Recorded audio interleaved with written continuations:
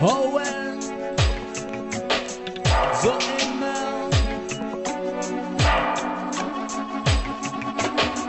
Zoémer, à l'abri des regards, Zoémer.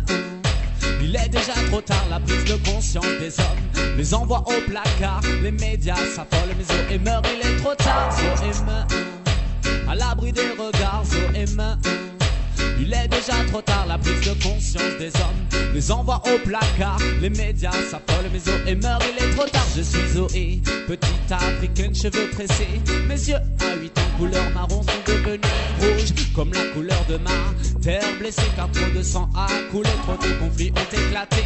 Là-haut, ils disent comme moi en crevant de faim. Nous n'avons pas de préoccupation pour demain, c'est comme le rapport à l'argent. Ils transforment nos pères avec nous, ils font des affaires. Moi je suis né de l'autre côté de la frontière qu'on appelle Darfour. Je ne vais pas survivre dans ce calvaire. Je ne vais pas survivre dans ce calvaire. Zoémer, à l'abri des regards, Zoémer. Il est déjà trop tard, la prise de conscience des hommes les envoie au placard. Les médias s'affolent, mais Zoémer, il est trop tard. Oh, il est trop tard.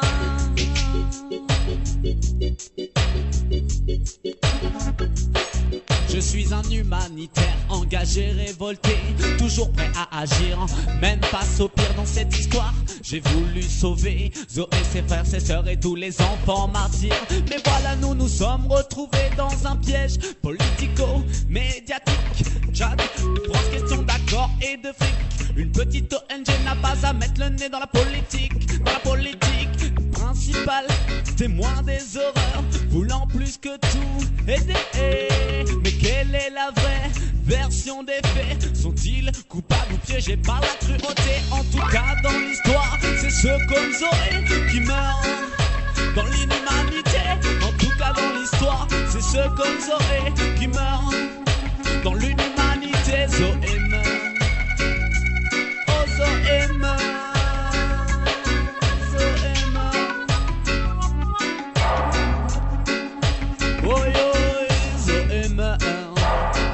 Des regards, Zoémer. Il est déjà trop tard, la prise de conscience des hommes les envoie au placard. Les médias s'affolent, mais Zoémer, il est trop tard. Oh, il est trop tard.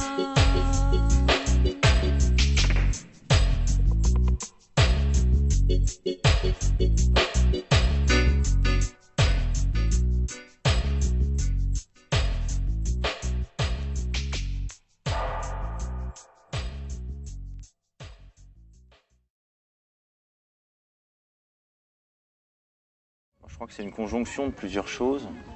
Il y a d'une part les séquelles, si on peut appeler ça comme ça, des opérations de tsunami, où j'ai vu un certain nombre d'enfants ne pas être pris en charge par les institutions, ne pas être pris en charge par le système humanitaire.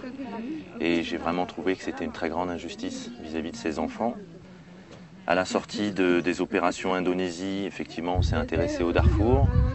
Et l'analyse de la situation nous a montré que la population du Darfour, et surtout les enfants, étaient face à la même injustice, à la même non prise en charge, à la même indifférence générale. Et c'est ça qui a principalement motivé la création de cette opération. Après, ce qui a donné cette forme un peu particulière à l'opération, c'est la mission d'évaluation du mois d'avril, puisque lorsque je suis parti en reconnaissance au Darfour, c'était avec pour projet initial d'aller aider les enfants du Darfour chez eux, tel qu'on avait su le faire en Indonésie, de créer un village d'enfants au Darfour. Il s'est trouvé que la situation là-bas est telle, l'entrave des institutions soudanaises auprès des organisations humanitaires est telle qu'un projet humanitaire d'assistance aux enfants dans leur communauté n'était pas possible. De là est née l'idée de cette mission un peu originale qui consistait à la fois à évacuer des enfants pour les mettre à l'abri, mais aussi pour très clairement montrer au système humanitaire et montrer à la communauté internationale qu'on ne pouvait pas laisser les choses se développer ainsi en toute impunité, en toute indifférence. Ce qu'on veut dénoncer par le biais de cette opération et la façon dont on est en train de la déployer, c'est qu'on veut dénoncer publiquement l'hypocrisie qui entoure le drame du Darfour comme certains autres drames humanitaires aujourd'hui dans le monde, c'est qu'aujourd'hui on fait semblant d'aider la population du Darfour. Ça fait déjà plus de 4 ans qu'un certain nombre d'organisations humanitaires ou institutions humanitaires comme les différentes branches des Nations Unies sont présentes sur place. Ça ne change rien. On a eu l'exemple précédent du Sud-Soudan où la population a été assistée pendant près de 20 ans. Des millions de gens en sont morts dans une indifférence quasi générale. Officiellement, la guerre est terminée depuis près de 5 ans. Et les gens sont toujours parqués dans des camps de réfugiés, ils n'ont aucun avenir, aucun espoir d'en sortir, et c'est exactement ce qui est en train de se passer au Darfour. Effectivement, la majorité des victimes du Darfour sont toujours au Darfour aujourd'hui, dans des camps de déplacés. Il y a quelques 300 000 personnes qui sont aujourd'hui dans des camps de réfugiés au Tchad, que j'ai visités ici. Quel est leur avenir à ces gens-là? Ils ne vont pas en sortir, ils sont parqués comme du bétail. On entend parfois des organisations humanitaires nous dire que ces gens sont au Hilton de l'Afrique. C'est assez insensé. Et au-delà du simple aspect matériel quotidien, c'est aujourd'hui quel est l'avenir de cette population. Il n'y en a aucun, le drame continue, les pays occidentaux continuent à vendre des armes, à faire du commerce de pétrole avec le Soudan, et pas que les occidentaux, il y a aussi les orientaux. Voilà, les grandes puissances continuent leur business et laissent mourir dans une totale indifférence la population du Darfour. Et c'est cette hypocrisie-là qu'on veut dénoncer. C'est soit on a décidé de sacrifier la population du Darfour parce qu'il y a des intérêts économiques, parce que ça nous arrange de vendre des armes, d'acheter du pétrole, de faire de commerce avec certains gouvernements, et dans ce cas-là qu'on arrête cette hypocrisie et qu'on les laisse mourir beaucoup plus simplement et beaucoup plus rapidement, ou bien on décide de faire réellement quelque chose, et dans ce cas-là, on ne fait pas semblant de faire de l'humanitaire, on ne parque pas les gens comme du bétail dans des camps de réfugiés. Et ce qu'on veut aujourd'hui, c'est pousser la communauté internationale par la finalité de notre action qui est d'évacuer des victimes du conflit du Darfour directement dans les pays occidentaux. On veut obliger les pays occidentaux à prendre conscience que leur politique humanitaire et leur hypocrisie, ça suffit. Et on n'a surtout pas la prétention de dire qu'on va régler le problème. Nous, ce que l'on voulait au départ, c'était venir en aide aux enfants du Darfour. Concrètement, aller sur place et faire semblant comme un certain nombre d'autres organisations humanitaires, ça ne nous intéressait pas. Pour nous, c'est pas décent. Et on essaye d'apporter une petite étincelle qui, on l'espère, va provoquer un débat politique et une prise de conscience. C'est la seule modeste contribution qu'on peut apporter au drame du Darfour. C'est un but politique en fait, transposer, réimporter une partie du problème du Darfour. Exactement, c'est placer les politiques, les politiciens occidentaux face à une réalité. Et comme plusieurs personnes nous l'ont dit en France, le drame du Darfour en France, ça n'intéresse pas grand monde parce que c'est loin, parce que c'est au milieu de l'Afrique, parce que la grande majorité de la population n'est pas capable de situer le Darfour sur une carte. Le fait d'évacuer des enfants du Darfour dans notre pays, c'est importer une partie du problème dans notre pays. Donc c'est obliger le monde politique à réagir face à ça, et c'est obliger le monde politique à réagir face à l'opinion publique française. Voilà ce qu'on essaye de faire. On n'a aucune prétention sur le fait qu'on va changer le monde, on n'est pas des idéalistes à ce point-là. On veut simplement provoquer cette petite étincelle qui va provoquer un débat, et on l'espère, ouvrir un grand débat international sur le sujet. J'avais une mauvaise image de l'humanitaire en général, mais en étant toujours à l'extérieur, donc en ne sachant pas de quoi je parlais. Et c'est pour ça que j'ai voulu rentrer dans des missions humanitaires pour aller voir de l'intérieur, pour pouvoir parler en connaissance de cause. Et ce que j'ai découvert en Indonésie notamment m'a malheureusement conforté dans... C'est toujours difficile de toujours tout casser parce que je pense qu'il y a les institutions et les gens à l'intérieur. Et souvent, il y a des gens à l'intérieur qui sont très très chouettes avec un cœur gros comme ça, qui essayent de faire plein de choses. Et puis, il y a souvent des procédures monstrueuses dans des grosses institutions, quoi. Plus c'est gros et plus c'est lent. Et voilà, et plus on a de la chance de réunir tout un tas de problématiques qui ne devraient pas avoir lieu quand on parle de victimes. Et donc, c'est en Indonésie que j'ai rencontré l'Arche de Zoé. Et en fait, on s'est un peu rencontrés dans notre colère vis-à-vis des humanitaires. Pas forcément de tout le monde, bien sûr, mais d'une conscience que le droit international, en général, il doit absolument exister et que pour la plupart, malheureusement, c'est le business qui est derrière, quoi. Donc, on a l'impression qu'on a des grosses institutions qui demandent beaucoup de sous et qui sont finalement plus solidaires avec leurs donateurs qu'avec leurs victimes. Et je pense que c'est un peu la colère de ce que moi j'ai pu rencontrer dans les gens de l'Arche de Zoé qui m'a donné envie, dans la prochaine mission de l'Arche de Zoé qui concernait en plus l'Afrique, d'intervenir plus concrètement. Donc voilà, je pense que la mission, le moteur de la mission, c'est la colère en même temps vis-à-vis de ce monde humanitaire, de la communauté internationale qui fait pas grand-chose ou qui fait quelque chose pour un pays quand ça l'arrange, d'une sensibilité vis-à-vis de l'enfance, d'une conscience que sans l'enfance, on ne devient pas grand. Quand on n'est pas petit, on ne devient pas grand. C'est mathématique. Est-ce que tu as conscience qu'en tapant sur l'humanitaire qui est auréolé de tous les bienfaits, quelque part, vous courez le risque d'être assez inaudible auprès du grand public? Ouais, après, ça dépend ce qu'on dit. J'ai été assez surprise dans pas mal de discussions avec des gens de voir qu'il y avait quand même beaucoup de doutes sur la réelle utilité des dons donnés. Malheureusement, les gens, je pense qu'ils ont de moins en moins confiance dans les grands discours. C'est dommage, mais c'est aussi parce qu'il y a eu des grands discours qui n'ont pas été suivis de grandes actions. Et donc je crois que ça dépend ce qu'on dit. C'est vrai que quand on parle de l'UNICEF, même moi, j'avoue que même moi, j'ai eu du mal à le croire, j'ai eu du mal à croire. Et puis encore une fois, toute l'UNICEF n'est pas mauvaise. Mais pour avoir vu certaines personnes de l'UNICEF dans certains pays, je pense que concrètement, ils font vraiment pas grand-chose, contrairement aux millions de dollars, voire les milliards de dollars qu'ils ont. C'est ça qui est pas normal, c'est que c'est des gens qui ont une légitimité, qui ont le budget, qui ont des gens a priori compétents quand ils les regroupent. Et quand on les voit sur les pays, sur le terrain, ils sont pas sur le terrain, quoi. Il y en a beaucoup qui sont pas sur le terrain, pas tous, hein, bien sûr. Donc après, c'est sûr que les gens, ils n'ont pas envie d'entendre que l'UNICEF, finalement, il fait des choses pour les enfants, mais pas grand-chose, en tout cas par rapport à l'ambition qu'il se donne. Voilà, maintenant je me dis tant pis, on aura essayé, quoi. On aura essayé, et je préfère essayer, même si derrière les gens ils me traitent de je sais pas quoi, ça aura peut-être mis une petite germe dans quelques esprits en se disant peut-être qu'on va pas se laisser guider comme ça. Quel est le but derrière? Un but politique, un but humanitaire?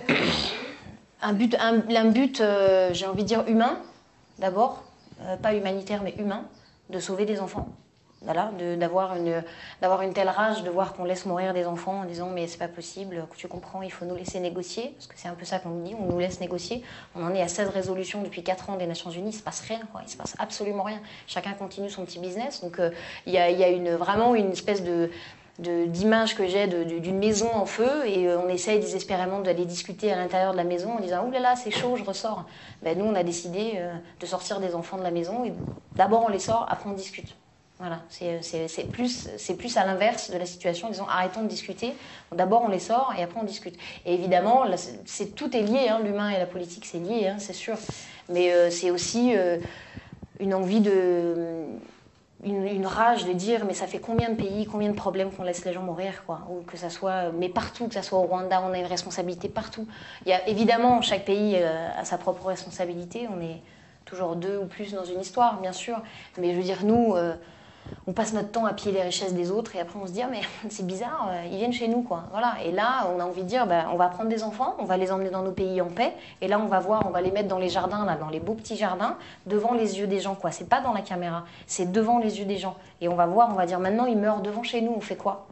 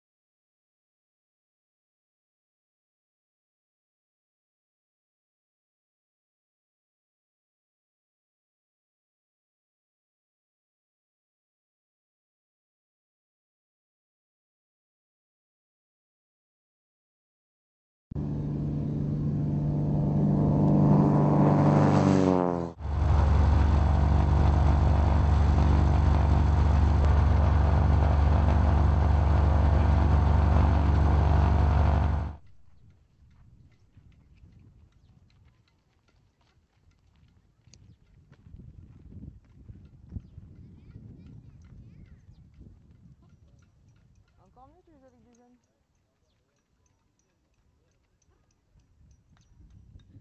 Comme ça et Salam alaikum. il y a 3 orphelins, ni maman ni papa. Ouais. Avec lui, Il est comme l'empereur D'accord. actuellement là. Ouais. بعد ما تجوا ده لانه الانسان طبعا العرف في هيو ده ما اي شيء طبعا عرف. D'accord, ok. Bon, et ben en tout cas, tu Ils leur. sont là pour nous aider. Hein, Bon, et- bah super.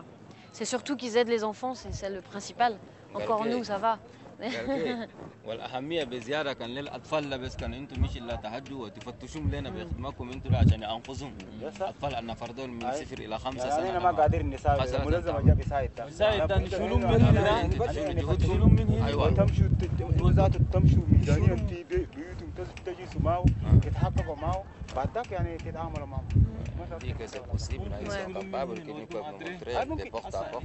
كثير D'accord. جاهم في عدن قاعدين ياكلون يشربون ياكلوا الدين شفت سي مسك ياكلوا الكل ياكلوا قاعدين يعني كل يوم بيبردوا مرتين باكلوا 3 يوم في 3 وجبات عادي يعني كثير دول يعني أطفال اليتامى مش اللي قاعدين لا أم لا أبو قاعدين مش كده دول بس قاعدين في خطورة وهم يقدروا يشيلوا يتربون ويعلمون c'est lui qui vient au secours des enfants. Ouais. Là Dieu ne va pas les laisser seuls. C'est حاليا لا هم سخير بس كان شغلوا ده مهما يكلف الامر كله ما يقدروا يخلوها يعني كم مرتين بس يقولوا خلاص يخلوها كده نفسي انت كلمت ده يقدر يودوه ابشي يودوه كان وين كله بتقول لحد كم مصر ولا كم في دارهم فرنسا كله يقدروا يودوه يعالجوا مكان العالج كله يقدر يودوه. Et dis-leur, c'est pour ça on a vraiment besoin d'eux, parce que pour nous, il n'est pas question d'enlever un enfant à sa famille. Donc c'est pour ça qu'on doit faire, comme tu disais, un travail de porte à porte, pour savoir qui n'a plus de papa, qui n'a plus de maman, qui n'a plus personne pour s'occuper de lui en fait. Et celui-là, on est sûr qu'on peut vraiment le prendre en charge sans l'enlever à quelqu'un. Nous, on ne veut pas briser des familles, ça c'est sûr. هم كلام ده بيجي لكم انتوا ويدوروا منكم فكرة أناكو ذاتك يعني فكركم ده هم لسه خيرا ما يدوروا يشيلوا من أمه ولا من أبوه ولا من أهلك يشيلوك ويخلوا الأب ولا الأم حزنانة ده ما بكون كلام ده بس يعني معاكم. Okay, so also in the same spirit, in our team we have doctors, we have a very big medical team. But here in the camp, there is already a lot of NGO giving medical care to the population. So if there is somebody, for example, if there is somebody sick in this tent, we cannot ask to our doctor to come here to visit this place because there is already many NGO. There is MSF and there is many medical NGO here.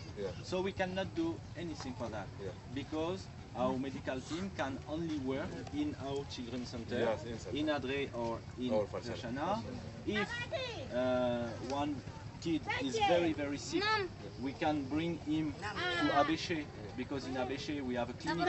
Then we can give him a special medical assistance. If we have a kid who is very, very sick or who have a trauma, something like this, we can bring him to France for surgery, for example, in a French hospital. It's possible. We have the logistic to do that. But we have a plane for that. But we don't have the mandate to come here in this camp to give medical assistance because there is already somebody for that.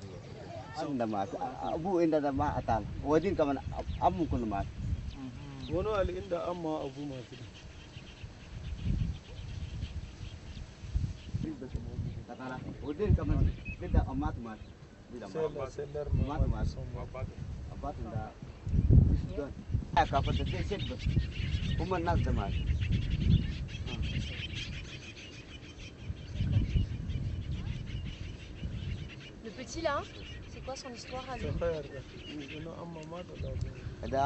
Non, derrière. ده بهببتو يا جاي هببتو ده كان بدور ده يجي يشوفوا لي دلانا كل ده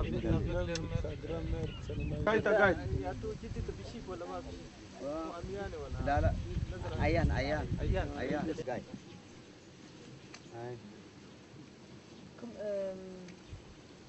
Est-ce que lui c'est un Soudanais ou un Tchadien?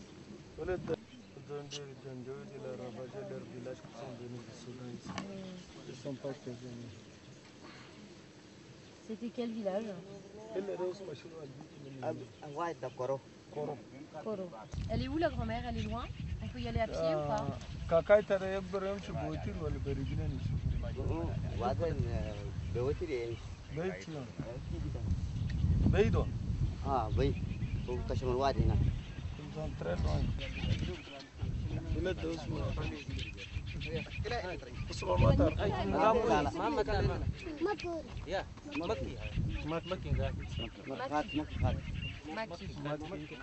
Dans lequel t'as pris? Tu parles du bleu-bleu, hein? Ouais, bleu-bleu. Ah ouais. Maki, c'est ça? 4. Ah, je crois que tu disais 4 ans. J'ai un peu du mal encore avec l'arabe. C'est le nom. Maki 4. Ça, d'accord. Quel âge il a, Maki? مكي كم سنة تناسى كان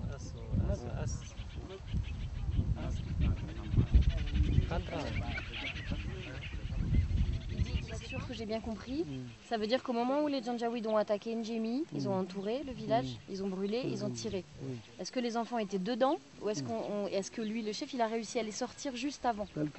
D'accord, donc ça veut dire que les enfants, ils ont vécu l'attaque du village, ils ont vu que les gens sont morts et ils sont restés là. Donc ils ont tout vécu. D'accord.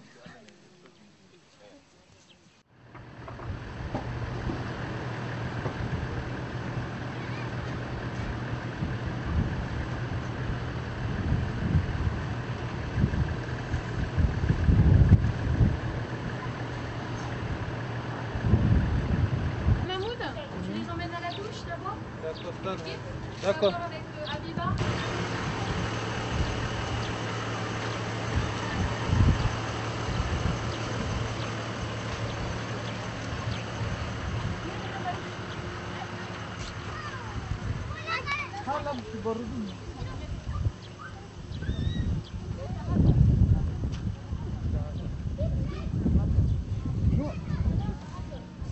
سلام كيف؟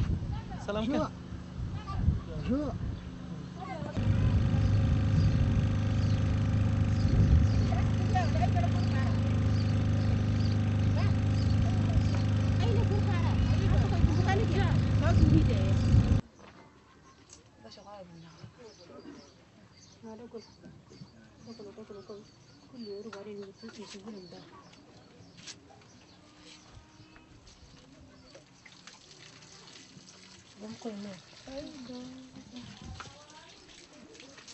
Facile.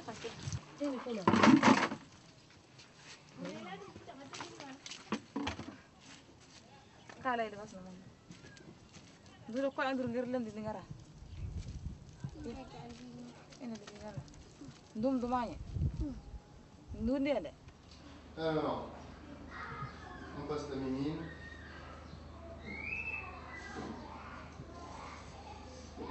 Toi, t'as des tout petits marins.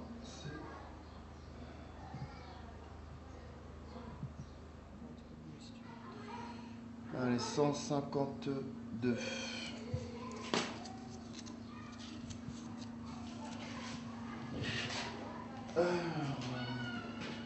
Ahmad, c'est comment le nom du petit là? Moussa.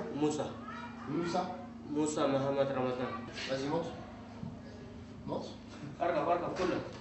Jangan kacana yo, macam goto des na ko. Aywa. 16.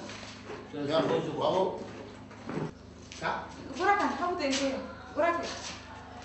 Kamu tengok. Allez, mets-toi là.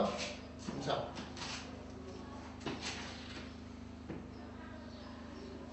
Voilà. Ini masalah. Le droit. Tak bukan.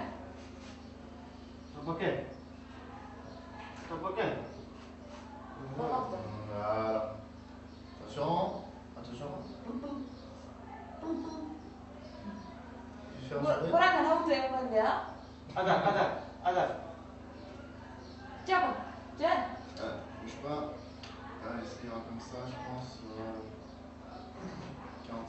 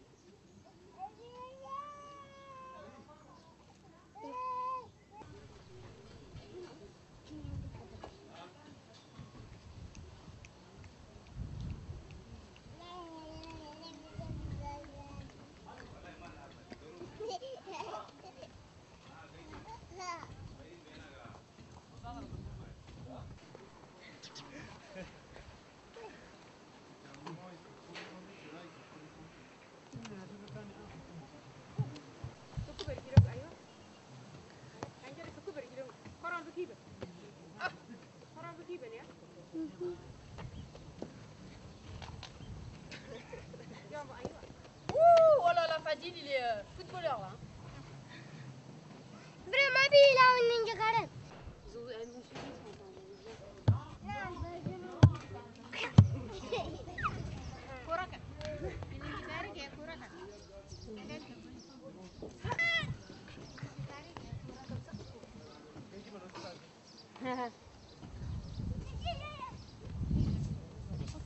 Je crois que c'est les bras qu'il faut tenir. Comme ça. Est-ce qu'il y en a dedans? Peut-être, il y en a dans la cuisine. On va voir dans la cuisine.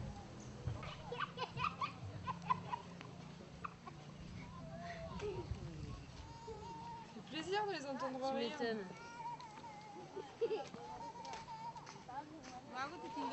Allez, lâche qui culotte. Aucune connexion.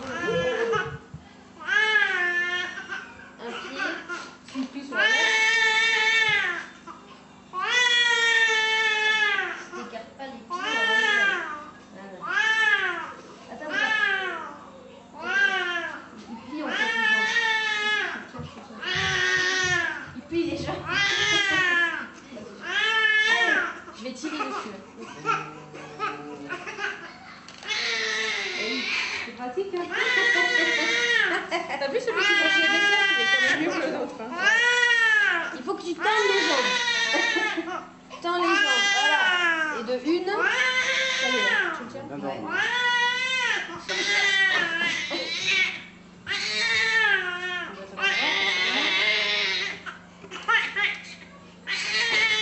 Il a déjà été posé ce matin en plus.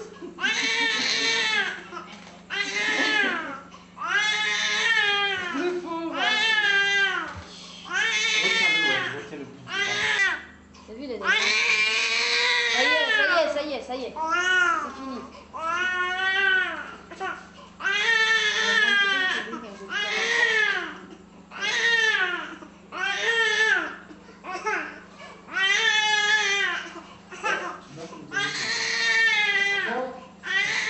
Ça y est.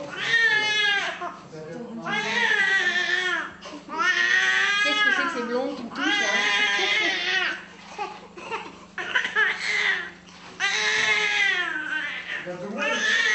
Tu finis le 6 mois.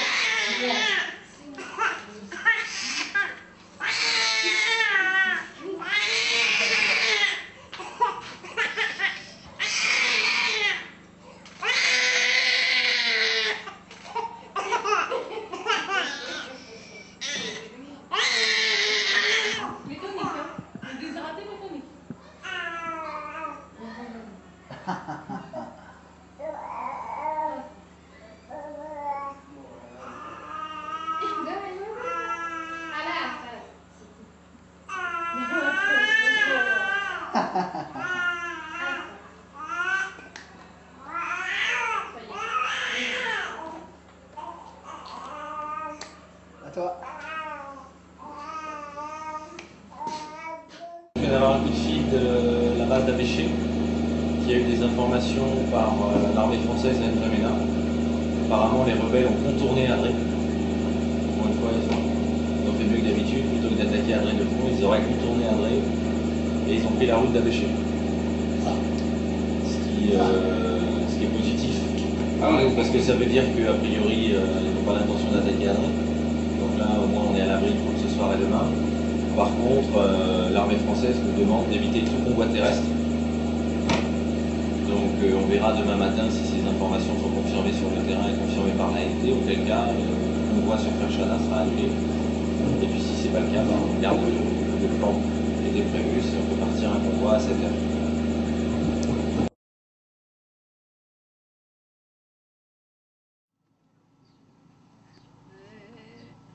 Ouais. Jamus, يلا يلا جاموس يلا ما بدنا لا لا تصح لا تصح allez mets tes mains comme ça vas-y hop comme ça allez vas-y top top hop ok top ça vas-y top non tu top ok vas-y oui hop non donne ta main comme ça top vas-y oui top top top ouais. Ces enfants sont les premiers réfugiés du Soudan qui ont été extraits dans ces 3 derniers jours et qui ont été rapatriés sur notre base. Ce sont les premiers enfants qu'on a réussi à mettre en sécurité. Donc ça, c'est déjà une très très grosse victoire. Malheureusement, beaucoup d'entre eux ont vu leurs parents mourir sur des attaques de village. Et pour la plupart, ils sont tous orphelins des 2 parents. On a quelques vilaines histoires d'enfants qui étaient sur le dos de leur mère quand elle a été tuée, etc. Donc un passé très douloureux, pour certains encore à fleur de peau, parce que tous ne sont pas dans un très très bon état psychologique. Mais on va faire ce qu'il faut pour les rassurer. Viens, tiens. Donc ce sont des enfants qui ont besoin de beaucoup d'attention. Dans l'immédiat, ces enfants, on les met à l'abri, c'est pour ça qu'on les a extraits des zones de danger du Darfour. On les met à l'abri, on vérifie leur état de santé, on leur donne les soins médicaux nécessaires. Et puis ensuite, dans quelques semaines, lorsque nous aurons réuni suffisamment d'enfants, on organisera une opération d'évacuation qui permettra de les mettre à l'abri définitivement chez nous. Allez. Salam alaikum Jamus. Salam alaikum. Apa kabar? Waalaikum salam. Hai, Ammi. Waalaikum salam. Saya kalau tak gaitin. Bisous, bisous. Dak Jamus mereka. C'était un moment plein d'émotions parce que déjà ça fait plusieurs mois que notre équipe est sur la préparation de cette opération. On est revenu ici il y a quelques semaines pour lancer concrètement l'opération d'extraction. Et forcément, voir les premiers enfants arriver, c'était l'aboutissement d'une longue période de travail. C'était une première victoire d'avoir réussi à mettre des enfants à l'abri des zones de combat du Darfour. Et puis, donc, quelle que soit l'issue de l'opération qu'on a envisagée, de toute façon, ces enfants sont déjà à l'abri. Rien que ça, c'est une énorme victoire par rapport à l'histoire de ces enfants et à la fatalité qu'ils subissent. Donc, toute l'équipe était très émue de voir arriver les enfants, notamment Émilie qui les a accueillis à l'entrée, c'était quelque chose. Et puis, sur l'équipe de la base arrière, où nous avions notamment la présence des représentants des familles d'accueil françaises, l'émotion était pas mal non plus. Donc voilà, je pense que ça fait aussi partie des petits passages qui resteront dans notre mémoire. La priorité, ça a été de les laver, de les habiller, pour certains de leur raser les cheveux, et puis surtout de leur donner à manger, de les entourer. On a mis en place une équipe de nounous qui a pour mission de les prendre en charge, de les réconforter, et puis de s'occuper d'eux du mieux possible en attendant la suite des opérations. Ah ouais, les premiers, c'était un peu putain, ça y est quoi, ils sont là quoi. Ouah, mortel. Et un peu seul hein, parce que la plus grosse partie de l'équipe était sur Abéché. Ici, il y avait 2-3 gars avec moi qui étaient plus sur la logistique, à faire un boulot énorme, à construire des douches, construire des chiottes, construire vraiment tout plein de choses. Donc émotionnellement, je me suis un peu retrouvée. J'avais, il n'y a personne à qui je peux confier que c'était quand même vachement beau ce moment. Mais non, super contente. Super contente parce qu'on a monté quand même tout ce projet pour des enfants. Donc les premiers qui sont arrivés, on s'est dit, il y a une porte qui s'ouvre, quoi. Voilà, la porte s'est ouverte. Et alors les enfants, j'imagine qu'au début, ils sont arrivés, ils n'étaient pas aussi détendus. Ah ouais, non, ils étaient tout penauds. Enfin, ils n'étaient pas penauds, ils étaient, je sais pas, tristes, impressionnés, complètement éteints, quoi. Complètement éteints. Le premier jour, on les a mis, donc là, il y a des tentes. On met à peu près 2 mamas, 2 femmes qui s'occupent de 9 enfants dans chaque tente. Ils étaient dans la tente, ils s'étaient assis dans la tente et ils bougeaient pas quoi. Donc voilà, et puis au fur et à mesure, on les a à peine sollicités quoi. On a mis des jeux de temps en temps, et puis au fur et à mesure, ils étaient curieux, ils ont venu nous voir et c'est vrai qu'en une semaine, le changement, il est super quoi. Il est super beau, il est super beau. Surtout, il y a quelques gamins qu'on a vus spécialement tristes et qu'on voit spécialement heureux. Donc voilà, de dire le sourire d'un enfant, ça n'a pas de prix, c'est clair. Le sourire d'un enfant, ça n'a pas de prix quoi. Là, ils viennent tous du Soudan. Ils viennent tous de l'autre côté. En fait, on est à la frontière. On est le village, il y a un fleuve qui sépare le Soudan du Tchad. Donc ils viennent de l'autre côté, juste de l'autre côté. Il y a un village qui est en fait représentatif du canton, qui a je ne sais pas combien de villages en fait le canton. Et ces enfants viennent de là en fait. Moi, c'est de là que j'avais des contacts avec eux. Donc ils sont venus la première semaine. Ensuite, il y a eu des soucis avec le gouvernement soudanais qui a appris qu'on était là, qui a réuni par 2 fois toutes les populations dans la mosquée en disant qu'il ne fallait pas que les enfants s'en aillent du Soudan parce qu'on était des mangeurs d'enfants, qu'on allait vendre les enfants et qu'on n'était pas une école coranique. Donc on n'avait pas le droit de prendre des enfants. Donc voilà, pour l'instant, le chef du village, là, ça fait 2-3 jours qu'il n'est pas revenu parce qu'on a décidé de calmer un peu. Lui, il reste confiant, il me dit « oh, ça va se calmer, ça va se calmer ». On verra bien, on est dans l'expectative. Il y a d'autres endroits, on a d'autres contacts, mais de ce côté-là, là, juste de l'autre côté de la frontière, pour l'instant, on attend. Là, il y a 1 ou 2 cas d'enfants qui sont avec leur oncle. Les parents ont été tués par les Janjaweed. L'oncle les a repris, mais en fait, l'oncle ne s'en occupe pas. Un jour, c'est la grand-mère d'une autre de ses femmes, parce qu'ils ont plein de femmes. L'oncle a déjà 12 enfants, plus 3, ça fait 15. Et en gros, il s'en occupe pas du tout, quoi. Donc voilà, il veut les abandonner. Et pour nous, pour l'instant, on est en réflexion de savoir si ces gamins, on va les évacuer ou pas. Pour l'instant, on n'a pas pris la décision. C'est une décision qui est lourde et qu'on ne prend pas comme ça en 2 jours. En tout cas, ce qui est sûr, c'est qu'ils sont ici. Au moins pendant le temps qu'ils sont ici, ils mangent à leur faim et ils sont lavés tous les jours et ils jouent.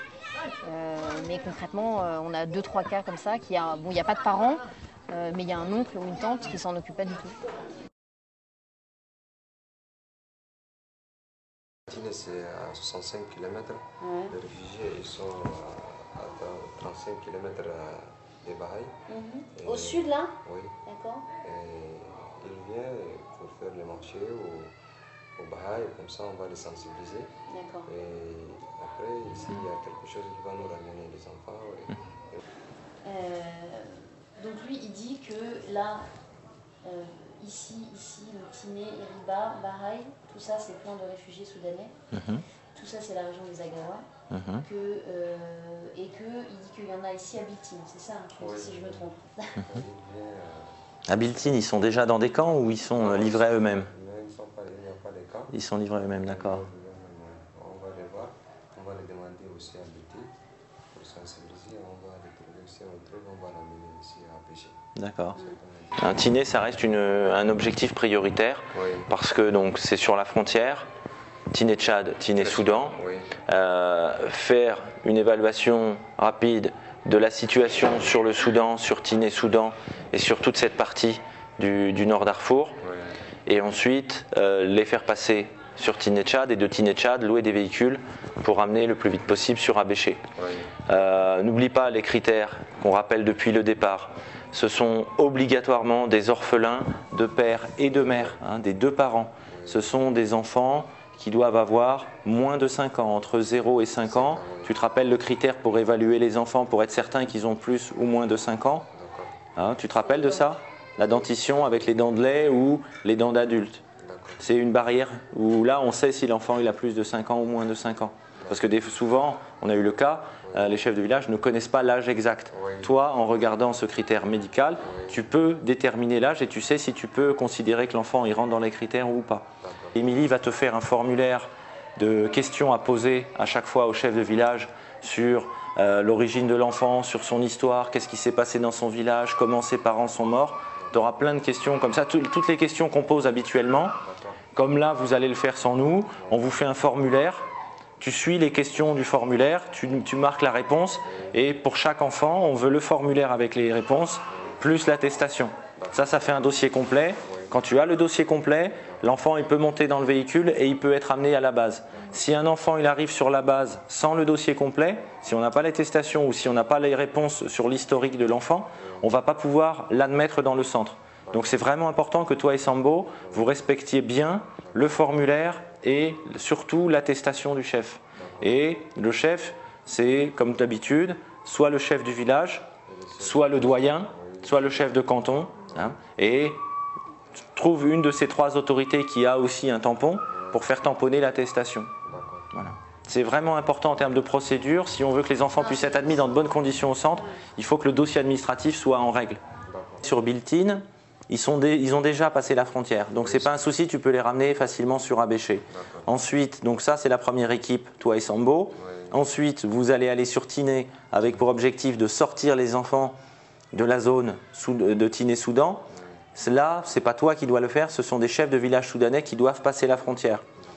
Tu vois, suivant les informations qu'on t'amène, une fois que tu arrives là, mardi, on t'amène ici, mardi soir, tu passes la soirée à prendre des informations.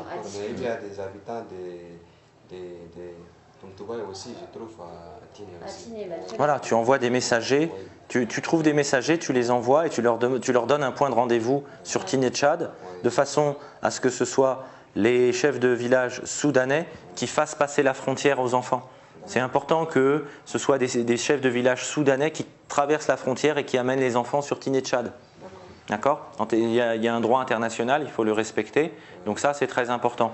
Et ensuite, pour la quatrième équipe qui va partir sur Niala, ils vont eux-mêmes rapporter les enfants sur El Geninia en utilisant la piste et la route. Et ensuite, d'El Geninia, utiliser la charrette traditionnelle pour repasser la frontière dans l'autre sens. D'accord ? Mais c'est important que ces quatre équipes se consacrent la semaine prochaine à identifier les enfants le plus en danger sur la zone des conflits au Darfour, trouvent les solutions pour que les chefs de village soudanais traversent la frontière avec les enfants et ensuite toi tu trouves les moyens logistiques et les véhicules pour les ramener le plus vite possible sur Abéché. On essaiera de faire un maximum de rotation pour venir vous chercher sur Tiné. L'avion il peut venir le matin, une fois l'après-midi. On peut mettre 5-6 enfants dans l'avion, ce qui veut dire qu'on peut en évacuer 12 par jour. Ceux qui sont dans les camps, ils ont déjà un minimum de prise en charge, donc ils vont recevoir de la nourriture, ils vont recevoir de l'eau.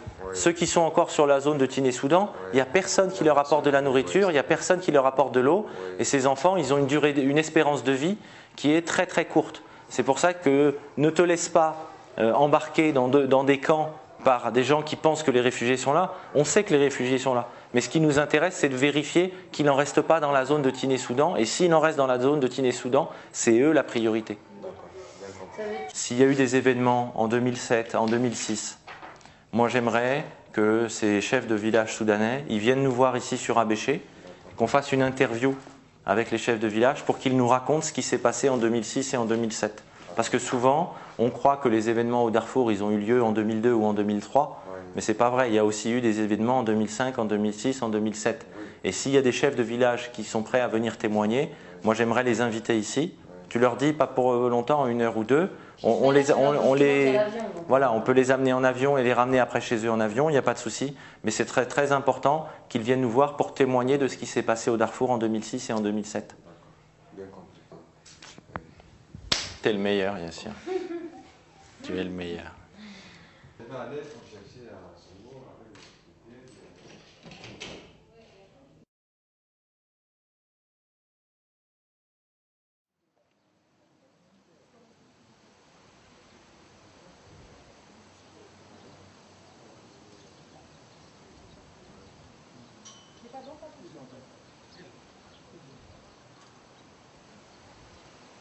Hier?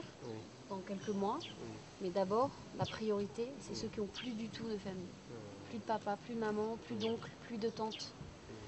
Et ça, c'est la priorité parce que ça, c'est les enfants qui sont vraiment en danger. Oui, c'est vrai. Asa lianda, galma ya duru shulu bantu. Kuman aja mal da da khasa ke da bas. Wakan ke ma ke burbule. Duru ishu. Ummat na gadi. Na arfa adi. Duru yal doda. Yo. أنا قاعد أنا ذاته ولا عندي ولا عنده لا عشان أنت كده ما- أنا هلاك داري أنت داري كبيرة، ما عيالي أنت هم يتعلموا ولا ما الأطفال كده الصغار. ما زي ده عشان كده قلت عيالي الصغار ده قالوا Pour elles, ils n'ont pas le père. Mais elle aussi, elle n'a plus personne avec elle. C'est elle seule qui s'occupe sur les enfants. Et elle fait le travail. Elle n'a personne ici, elle-même. C'est elle qui cherche pour nourrir les enfants. Maintenant, c'est assez de أبو ما في ده ما قاعدين في حالة خطورة أكون ما معروف يوم يومين ثلاثة بيجي يموت ده ما تقدر عشان تشيل الدول ده والدولار أكون ورا يجوا مال ذات الدنيا يبقى ما في مال ده ده Pour les enfants, parce qu'ils vont repartir et on va leur donner de l'eau quand même. Donc tu lui dis que c'est un troisième petit dans le dos, c'est ça? ده كله سفر ده أبو جاي كله النون أبوها عنده سنتين. Il a 2 ans, d'accord. Donc tu lui dis, je m'excuse vraiment, si je pouvais, avec plaisir, je les prendrais. Et comme on n'a pas beaucoup de place et qu'on pense qu'il y a des enfants qui vont mourir très très vite, puisqu'il n'y a personne pour s'occuper d'eux, bah, on reste d'abord sur eux. Et dans quelques mois, si on peut, eux, ils auront de la place. قالت هي آسفة ما تقدر تقول لك تشيلهم ولا ما تشيلهم لكن أنا حاليا ده بخان ده ما في تشيلي تمشي قال كده ولا يوم تاني كمش بعد شهر شنو العيال اللي ما عندهم أب ما عندهم أبو كله كان شالهم بعد بلاش في راس السيركل ده ما يقبل عيال أب يعني يقبل إلا الأبو إلا أمه ديكو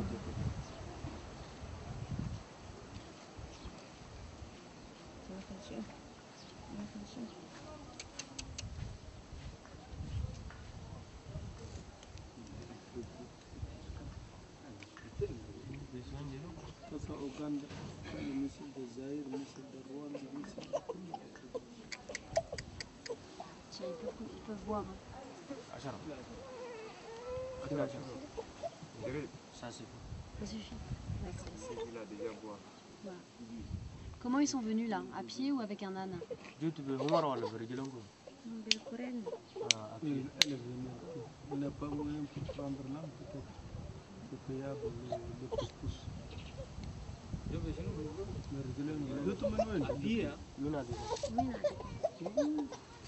Comme 12 km. Combien c'est l'âne pour repartir là-bas?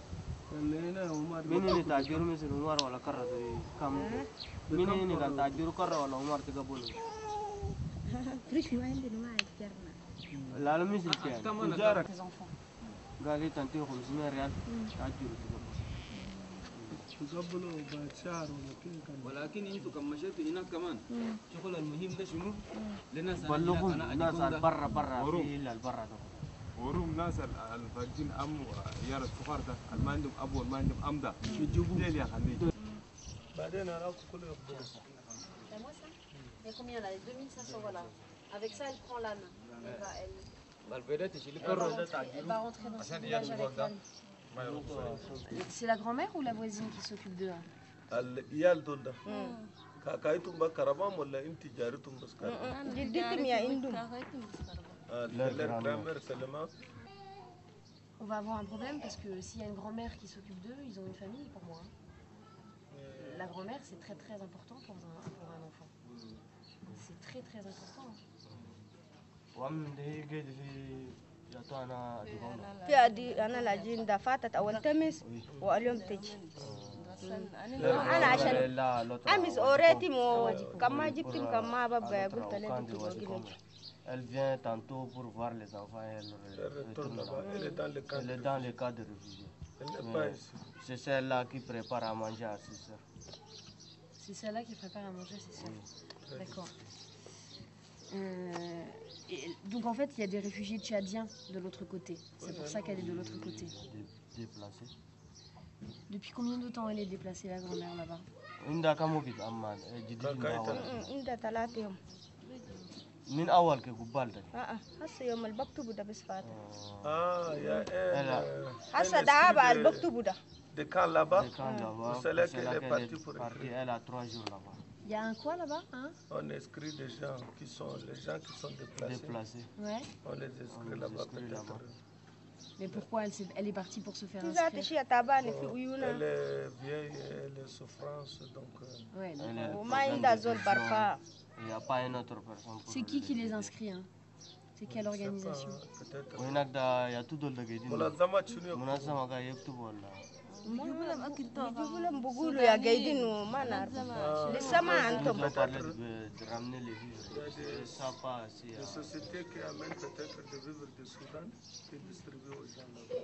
D'accord.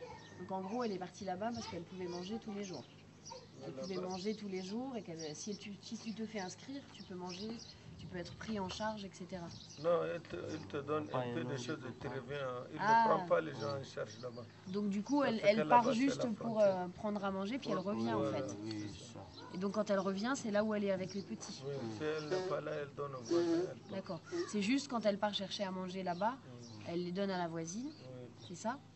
Et après elle revient. Donc ça veut dire que ces enfants, ils vivent avec leur grand-mère quand même. La majorité du temps, ils sont avec leur grand-mère. D'accord. Donc ça veut dire qu'on ne va pas les prendre. Ça veut dire que là, on ne peut pas les séparer de leur grand-mère. Ça fait 5 ans qu'ils vivent avec elle. Ça va être très dur pour eux quand même. Bah écoute, tu lui dis que ils sont tous très mignons et que j'aimerais bien les garder. Mais que malheureusement je ne veux pas enlever des enfants à leur grand-mère. Je sais que c'est difficile. Je sais qu'on est en Afrique et qu'il y a beaucoup d'enfants. Mais ici, il n'y a pas beaucoup de place. Et on les réserve pour les enfants qui n'ont plus de grand-mère, plus de père, plus de mère, plus de tante, plus d'oncle. Ça, c'est des enfants où justement, il n'y aura plus personne, même une grande, qui va faire à manger. Donc nous, on s'en occupe d'eux. Mais moi, je considère qu'ils ont encore un tout petit peu de famille et je ne veux pas les arracher à ce tout petit peu de famille. الناس دول هم لما يقدروا يشيلوا من كاكاي ترى يجيب ما كويس في الأسرة. Je lui dis, je suis vraiment désolée quoi. Je m'excuse parce que vraiment si je pouvais, je les accueillerais avec plaisir. قال لي متأسفة لكن كان مسكين محل في ده ممكن يشيلوا. محل كمان ده.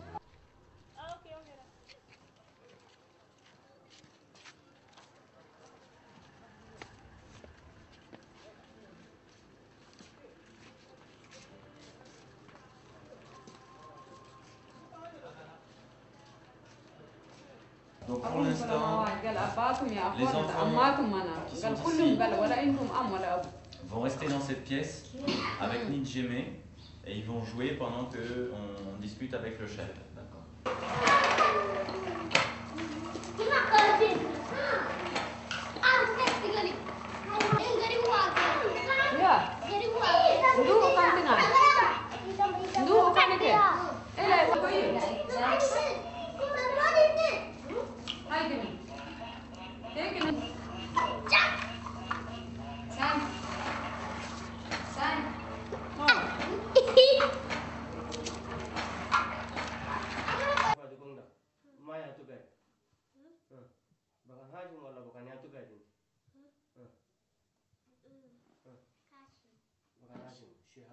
Et c'est qui Hachim pour lui? C'est un monsieur? Hachim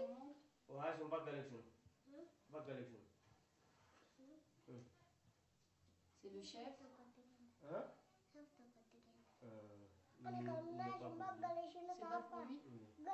Donc ça veut dire que c'est pas...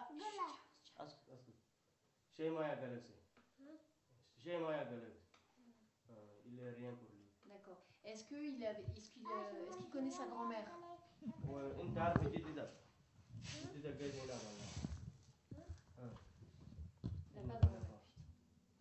Tout est faux dans ce qu'ils nous ont dit. Est-ce qu'il a toujours fait dodo chez Hachim? Ou est-ce qu'il a fait dodo? Est-ce qu'il y avait une autre dame qui s'occupait de lui? Il est toujours avec Hachim.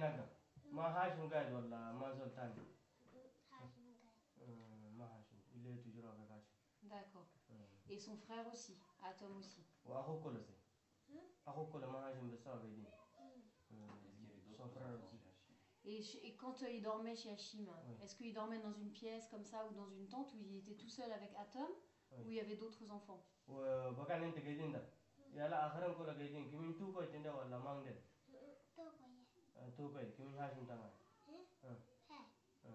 est là avec les enfants de Hachim. Les enfants de Hachim. Oui.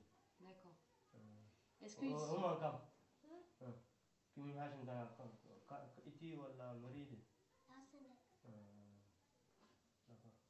il est là toujours avec les enfants de Hachim. Il s'entend avec eux, ils dorment ensemble. D'accord, donc il a toujours été chez Hachim. Oui. Et pour lui, Hachim, c'est pas son papa? Oui, il n'est rien pour lui. D'accord. Bon, mais tu lui dis qu'il ne s'inquiète pas, qu'on va s'occuper de lui. Il est d'accord. Atom, c'est son frère jumeau? Ouais. Oui, son frère. Est-ce qu'il sait quel âge il a, lui? Oui, comme ça, Nina. Comme. C'est un comme Nina.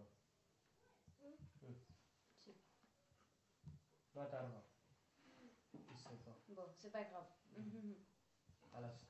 C'est bien. C'est difficile de retracer l'histoire de ces enfants? C'est plus que difficile. On demande à chaque fois diversion et on a 10 fois et on a 10 versions différentes. Donc voilà, ce qui est sûr, c'est que c'est tellement différent de nous, de nos critères, etc. Donc je pense qu'on ne comprendra jamais. On ne comprendra jamais parce qu'on n'est pas noir, parce qu'on n'est pas né dans un pays où il y a la guerre. Donc il y a plein de choses qui nous dépassent, ça c'est sûr. Et là, en fait, le problème de quelques enfants qu'on a, c'est qu'ils ont une maman, mais la maman les a rejetés parce que le père est mort. Et donc il les a, voilà, ça se fait pas, entre guillemets, de garder un enfant dont le père est mort. Donc elles ont de nouveau un nouveau mari, des nouveaux enfants, et le premier, il est complètement abandonné. Donc pour nous, c'est un dilemme, quoi. Pour nous, tant qu'il a encore une mère ou un père, il doit rester ici, sauf qu'on se rend compte qu'elles les ont abandonnés. Mais en même temps, elles disent qu'elles veulent bien les voir de temps en temps et qu'elles veulent avoir des nouvelles. Pas toutes, en fait. Pas toutes. C'est ça. Par exemple, là, il y a un père, le père de 2 jumeaux, qui lui a déjà je ne sais combien d'autres enfants, il en a déjà 7. Avec une autre femme, et lui il a dit je m'en occupais pas déjà, c'est la grande sœur qui s'en occupait et j'en veux pas quoi, tu les emmènes loin. Donc lui c'est un peu différent, donc c'est sûr, tout est des cas de conscience parce que voilà, comme disent les gens d'ici, il faut les prendre parce qu'en brousse, comme ils disent, en brousse elle est partie, merci Nidjeme. En brousse c'est exactement le cas de la petite maman quoi, il a 4 ans et demi, elle lui donne de l'argent pour aller chercher quelque chose parce qu'ils ont déjà une vie d'adulte et qu'il sait déjà compter et que c'est lui qui va chercher les seaux d'eau, etc. Sauf qu'il a 4 ans, quoi, 4 ans et demi. Donc mais bon voilà, on essaye de faire attention, de faire des enquêtes le plus précises possible, hein, d'essayer de prendre des décisions qui nous semblent le plus justes pour l'enfant. Je pense que des erreurs il y en aura, on n'est pas des surhumains et on va essayer de les minimiser, on va essayer de comprendre ce qui est mieux pour l'enfant. Là, le cas des enfants que j'ai demandé, je les ai fait aussi, c'est des enfants qui ont 5 ans, donc c'est des enfants qui savent parler, qui ont 4 ans, 5 ans. Et tous, quand on leur pose la question, ils disent j'ai pas de père, j'ai pas de mère, je suis abandonnée, je veux rester ici, quoi. Je veux pas retourner à Wadikon, qui est le village de l'autre côté de la frontière. Donc voilà, on sait pas encore et on va continuer à enquêter. Et voilà, on prendra, on espère la décision qui sera d'abord bonne pour l'enfant. Et on verra bien.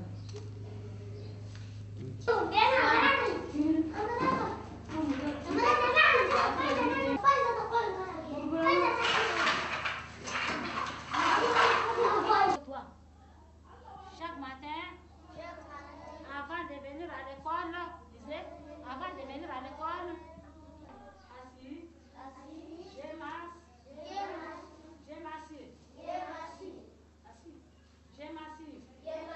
debout, je me lève, assis, je m'assieds,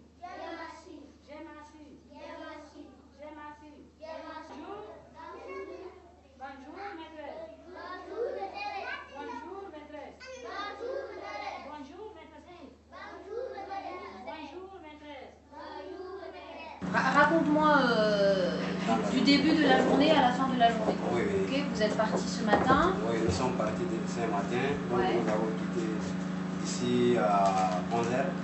Ouais, Oui, arrivé à Guinée, ça fait à 12h. d'accord. Donc on a... Vous avez pris le Tigo là? Oui, oui, les D'accord, Tigo vous et les charrettes. Et les Ici charrettes. on a fait à Watikong avec les charrettes. D'accord. Et là-bas avec les Tigo. D'accord. Et le Tigo, vous avez trouvé toujours un Tigo qui passe par le chemin clandestin? Oui, oui. Vous n'avez pas pris la grande route? Non, non, non. Donc vous n'avez pas eu de problème au début? Oui. Donc nous avons descendu à Etinena et puis nous avons pris la route du village Ouais. à Ardamata. D'accord. Donc tous les agents sont en fête quoi. Ouais.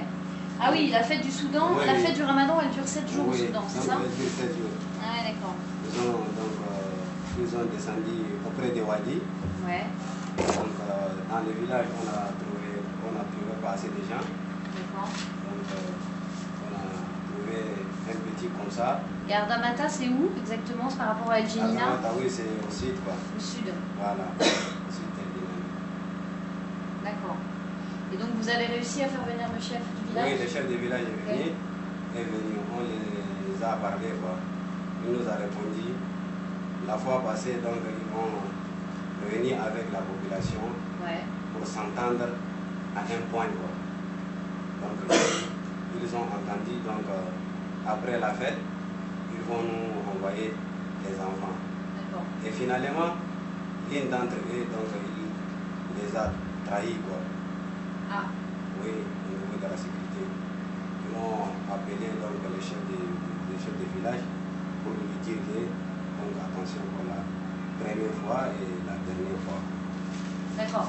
Donc ça veut dire que dans le village, Oui. il y a des orphelins? Oui, oui, il y a des orphelins, 5 orphelins là. 5 orphelins? Oui, c'est ça. Et qui voulaient les faire venir? Oui. Sauf qu'il y a une personne du village qui a prévenu Il a pu venir donc à penser la sécurité, oui. soudanaise. Oui, soudanaise. Et la Donc ils ont appelé le chef de village pour lui avertir quoi. Ah, la sécurité soudanaise Oui, oui. a appelé le chef? Oui. Et elle a averti quoi? Elle Oui, lui a dit ils ont quoi? averti. Ils ont dit que donc il s'est retiré quoi. Il s'est retiré quoi. Mais il a 3 enfants. C'est lui qui est en charge quoi, les 3 enfants là. Et les 2 autres là, ça c'est pour la population. Donc il n'a rien pu faire. Donc les 3 enfants là, ici, il nous a dit donc il ne faut jamais se presser. Donc d'ici 2 jours ou 3 jours, donc je peux vous envoyer si ici c'est vraiment, donc pour vous-même c'est un peu risquant quoi. C'est un peu risquant, il ne faut pas se presser. Mais moi je peux faire tout moyen, je peux envoyer ces 3 enfants. D'accord. Oui, donc c'est pour cela que on a dit, donc, si c'était comme ça là, il ne faut pas vraiment avoir avec des gens, donc ils vont te trahir demain ou quoi ça là. Donc il faut faire de ta manière quoi. Je peux faire tout moyen pour amener ces enfants. Et ça c'est moi qui est en charge des 3 enfants. D'accord. Il n'y a pas un que si vous pouvez me demander, ça c'est mes enfants. Si moi je peux faire n'importe quoi, ça c'est à moi. D'accord. Oui. Ces enfants, c'est les orphelins, mais il les a pris en charge? Oui, il est en charge, oui. C'est ça. Ensuite, Amdouen, ça c'est le village où tu avais appelé hier. Oui, oui. Et là c'est pareil, il y avait des problèmes avec la sécurité. Oui, c'est ça. Donc il a tenté vraiment de regrouper ces 10 enfants comme ça. De regrouper 10 orphelins, d'accord. Et qu'est-ce qui s'est passé alors? Il a fait monter sur le véhicule. Donc il est venu au niveau de la barrière, là où vraiment les agents de sécurité qui sont là. Donc ils ont demandé que cet enfant-là va faire partie. Donc il a dit non, nous voulons aller vraiment rendre visite à nos parents. Donc non, c'est pas dans ces cas. Quoi. Donc il faut aller vraiment au niveau des chefs de sécurité là. Il faut qu'ils doivent délivrer un papier. Et si c'est comme ça, nous on va les laisser faire. Sinon on ne sait pas où est-ce que tu vas faire partie. C'est pour cela que lui est regagné. Mais on a rencontré avec lui, il nous a dit vraiment ici là c'est trop, c'est contrôlé quoi. Donc moi de toutes les façons je peux chercher un lit. Donc moi je les ai orientés, si c'est comme ça il ne faut pas prendre ces endroits. Ces endroits là c'est beaucoup de risques. Mais il faut faire au glané comme ça, faire les glanés par ici. Nous on va te rejoindre ici vers Ces enfants qui sont orphelins, à un moment donné, ils ont une famille. Et c'est ce que j'ai dit à Mahmoud et Adoum qui sont partis sur El Jenina hier. Il faut penser que c'est peut-être vos enfants, malheureusement, c'est peut-être mes enfants. Je veux dire, la vie peut disparaître comme ça. Et ces enfants, ils n'ont pas demandé à naître, ils n'ont pas demandé à être dans un pays en guerre. Et c'est bien que de temps en temps, on n'oublie pas les enfants, que nous aussi on a été enfants, et pour devenir grands, c'est bien parce qu'il y a des gens qui ont fait attention à nous. Et maintenant que c'est nous qui sommes grands, c'est à nous de faire attention aux petits. Et donc voilà, donc c'est très très bien le travail que vous faites. Demain, on envoie l'équipe Sambo et Yassir sur El Jenina, donc vous restez là, on va essayer de ne pas envoyer les mêmes visages pour ne pas être reconnus. Donc voilà, vous vous reposez demain, il n'y a pas de problème. Merci beaucoup. La plupart du temps, les enfants ne sont pas bien pris en charge, voire pas pris en charge du tout par le système humanitaire. On décide de venir en aide aux enfants orphelins aux enfants du Darfour, et en priorité les enfants orphelins parce que ce sont les plus vulnérables. On va sur place pour voir ce que l'on peut faire concrètement sur le terrain pour les aider. Il se trouve qu'il est impossible de les aider concrètement et efficacement sur le terrain, ou en tout cas sans faire semblant ou sans tomber dans le travers des organisations humanitaires traditionnelles. À partir de là, on décide de lancer une opération d'évacuation qui aura deux objectifs. Le premier, c'est de sauver la vie de ces enfants qu'on va pouvoir sortir de l'enfer du Darfour. Et ensuite, un objectif qui est plus politique, qui est de jeter un pavé dans la mare sur la scène politique internationale. Pour réaliser cette opération et pour atteindre ces objectifs, on avait une première option qui était de lancer une évacuation brute et massive, de débarquer avec ces enfants dans des pays occidentaux et puis de laisser ces enfants à la charge des pays occidentaux, ce qui veut dire que pour beaucoup, ils auraient été parqués en zone d'attente, ils auraient été mis dans des centres de rétention, plus ou moins bien pris en charge, et ce n'était pas forcément ce que l'on souhaitait à ces enfants. Le but, c'est pas d'utiliser ces enfants comme des cobayes ou comme des objets, c'est avant tout de prendre en charge ces enfants. C'est pour ça qu'on a préféré l'option de prendre notre temps pour organiser l'évacuation, pour créer un réseau de familles d'accueil qui pourra prendre en charge, qui s'engage à prendre en charge ces enfants dans le respect des institutions des pays d'accueil. Donc on crée un réseau de familles d'accueil d'urgence. Ensuite, bien évidemment, on fait toutes les démarches nécessaires et toutes les déclarations nécessaires auprès des autorités des pays d'accueil, et notamment de la France pour ce qui nous concerne. Ensuite, c'est aux services sociaux français de suivre ces enfants, d'assurer un suivi dans les familles d'accueil, d'assurer un suivi de la bonne prise en charge de ces enfants, éventuellement de prendre des mesures correctives si nécessaire. Donc on n'a pas l'impression de jouer les apprentis sorciers. On utilise... Vous ne rien de ces familles. Mais ces familles se sont engagées à assurer un accueil d'urgence bénévole pour des enfants victimes de la guerre au Darfour, ce qui est déjà une très bonne chose, ce qui est déjà une marque de bonne intention. Après, ce n'est pas à nous d'en savoir plus sur ces familles, on n'a pas à mener des enquêtes, on n'est pas les services sociaux français, on n'est pas là pour se substituer au pouvoir public français. Ce qui est sûr, c'est que nous, on a trouvé une solution qui, premièrement, permet de garantir aux enfants un bon accueil et une bonne prise en charge dans des familles. Deuxièmement, que cette solution, elle est financièrement neutre pour l'État français, puisqu'on ne place pas ces enfants à la charge de l'État français. On a trouvé des gens qui s'engagent à subvenir à leurs besoins matériellement, affectivement, médicalement, etc. Donc on ne met pas l'État français au pied du mur. On a trouvé les solutions d'accueil et ensuite on demande aux institutions françaises, puisqu'on a la chance d'avoir un certain nombre d'institutions, notamment le service de l'aide sociale à l'enfance, qui ira faire les vérifications nécessaires. S'il se trouve qu'une famille d'accueil ne remplit pas bien sa mission, ne remplit pas bien son rôle, ce sera de la compétence de l'aide sociale à l'enfance de replacer, de reclasser cet enfant. Ce n'est pas le nôtre, là ça dépasse complètement le cadre de notre intervention. Nous, ce qu'on voulait, c'était sortir ces enfants de la zone de guerre du Darfour et leur trouver le meilleur accueil possible et leur offrir le meilleur avenir possible. Voilà, après, on n'est pas là pour se substituer aux autorités françaises, pour se substituer aux services sociaux.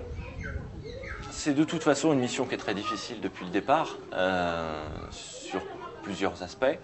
Là, effectivement, on a lancé donc la mission d'extraction et d'évacuation. On est à mi-chemin.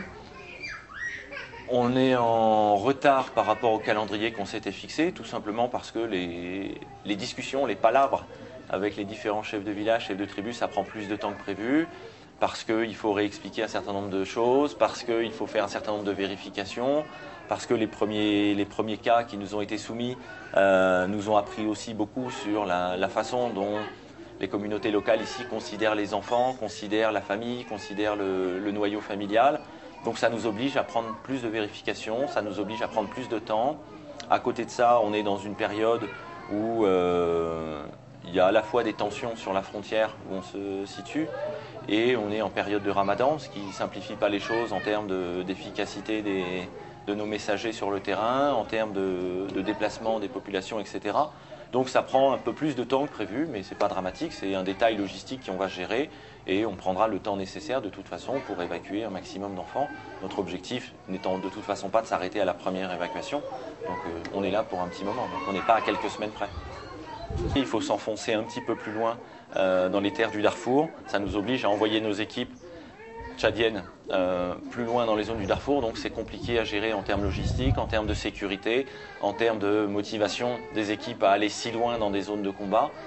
Donc c'est vrai que voilà, c'est pas simple à gérer. On a eu affaire à un certain nombre de contraintes, des problèmes d'autorisation de circulation, des problèmes d'enregistrement, des problèmes administratifs, des problèmes d'identification des enfants, des problèmes de vérification de l'arbre généalogique des enfants pour être certain que ce sont bien des enfants orphelins de père et de mère, comme on l'a expliqué. Voilà, mais tout ça, ce ne sont que des détails techniques et justement le rôle de toute notre équipe, on a une équipe qui est assez polyvalente et qui intervient sur différents sujets, c'est à chaque fois qu'on est confronté à des problèmes techniques de trouver des solutions techniques.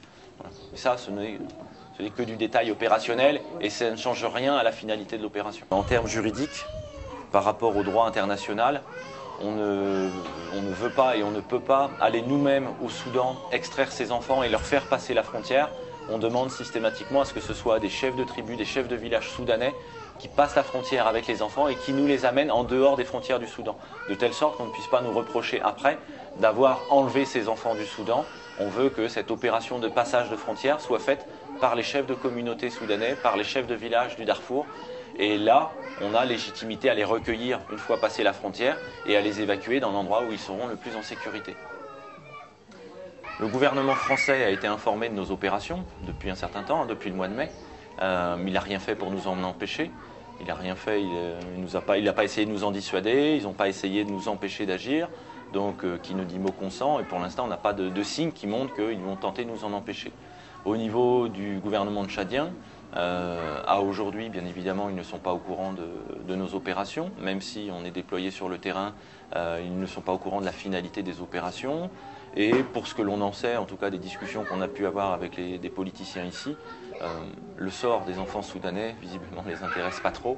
Et le fait qu'on évacue des enfants soudanais en France, en Chine ou n'importe où, je pense que ça leur fera ni chaud ni froid. Après, ce que l'on ne mesure pas encore, c'est quelles vont être les réelles conséquences politiques de notre action et quelles seront les retombées médiatiques. C'est aussi ça qui va nous permettre ou pas de continuer les opérations et de continuer les évacuations. Des gens qui voudront critiquer, on va en trouver plein. On a déjà eu pas mal de petites aventures en France avant notre départ, puisque donc, une branche du ministère des Affaires étrangères nous a accusés de trafic d'adoption. Ensuite, on sait que toujours via le ministère des Affaires étrangères, une enquête a été ouverte pour dérive sectaire. On a appris récemment qu'une autre enquête allait être ouverte ou était ouverte pour escroquerie.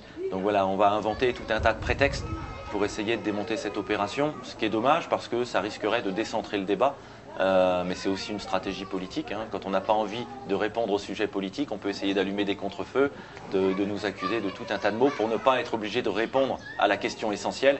Qu'est-ce qu'on fait concrètement pour arrêter le drame du Darfour ?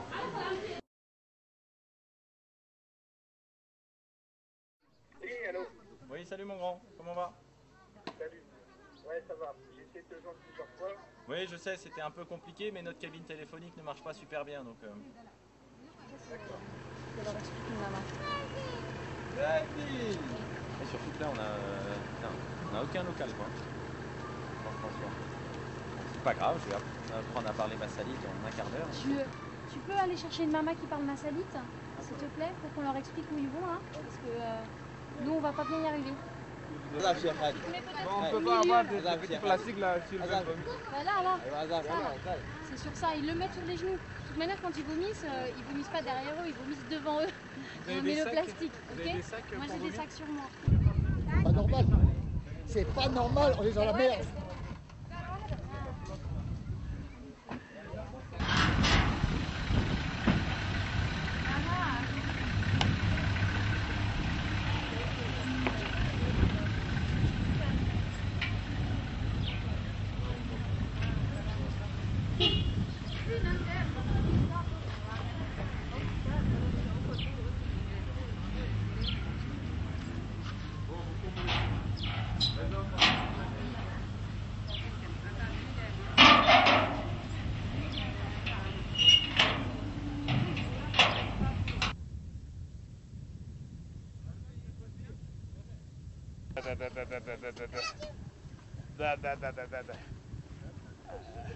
Il en manque un? Oui. Il est là. Voilà. Alain, je te laisse les attacher correctement. Tu montes derrière avec eux. Il est là. Tiens, tu t'assois. Viens comme ça. Hop. Voilà.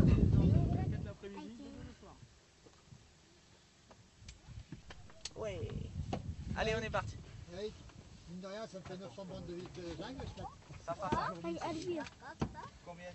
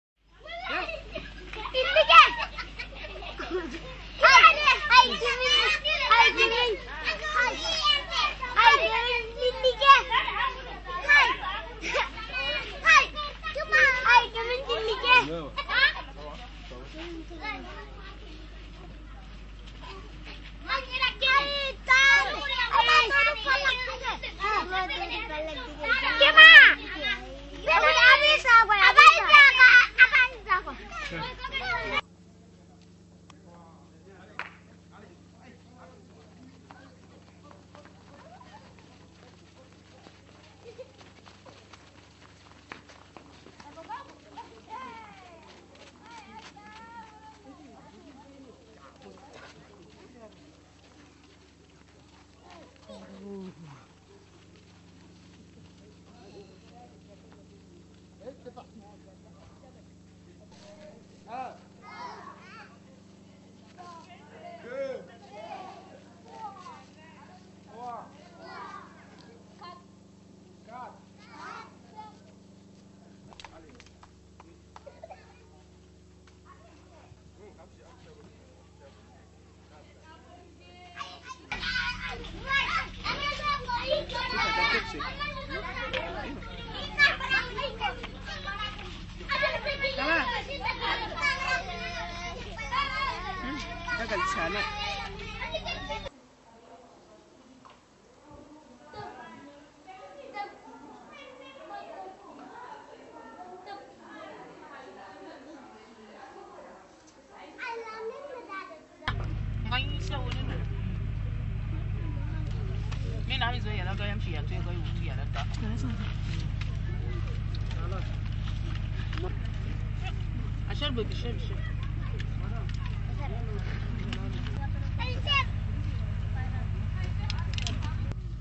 ما تروح ها قوم امشي هنا تعالي معنا كده هنا خلي بس اوكي اوكي خلاص سي كده شوف سي كده شوف سي كده اها هيا جرب تعالي تعالي تعالى قولي في جنبي تعالي بنيتي اوه ماماتي يا اختي اختي على علي تعالي هنا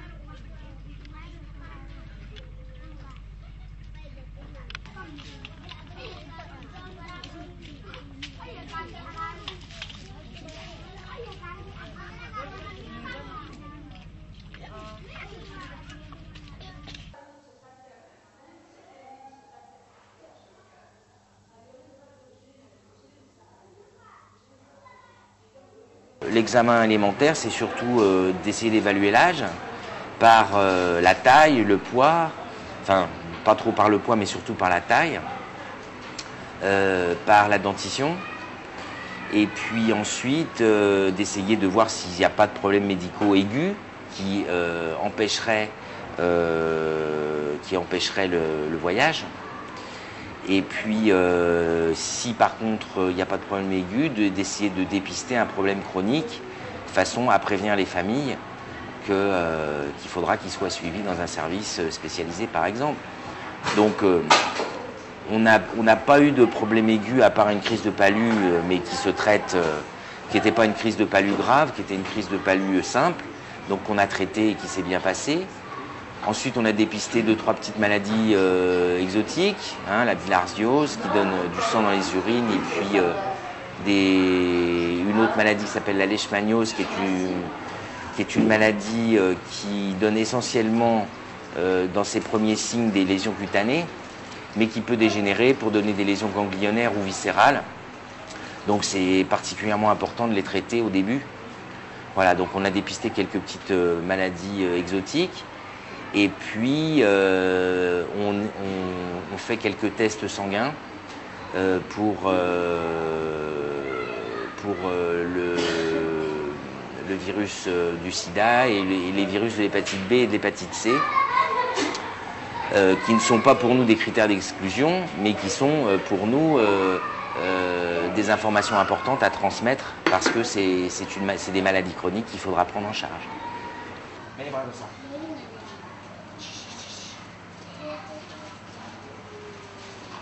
Ils se ressemblent pas. Hein? Eh, ils se ressemblent pas. Si? Hein? C'était pas nécessaire. Donc numéro 4, rassemblement.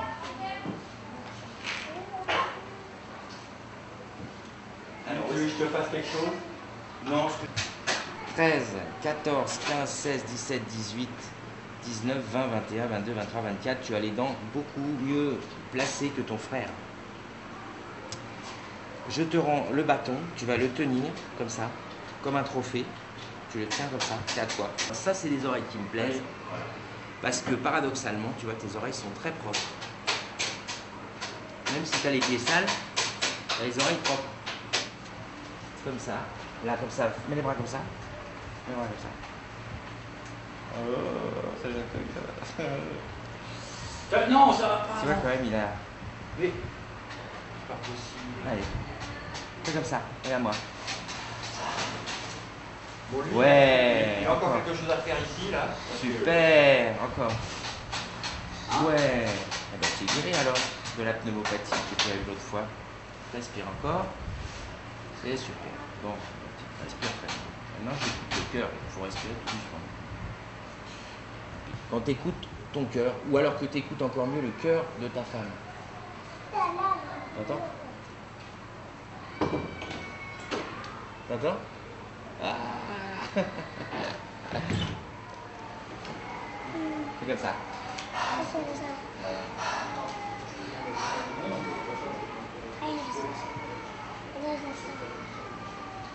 Comme ça. Et voilà. Là, tu les as mis à l'envers, tu vois, faut mettre comme ça.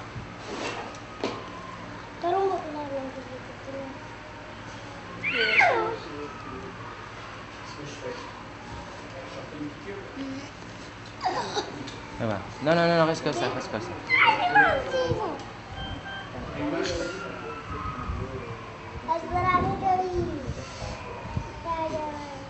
Ça. Les doigts de pied. 1, 2, 3, 4, 5 doigts de pied. 6, 7, 8, 9, 10. T'as 10 doigts de pied. Vous pouvez lui dire qu'on va l'allonger. C'est pour qu'il soit mieux installé.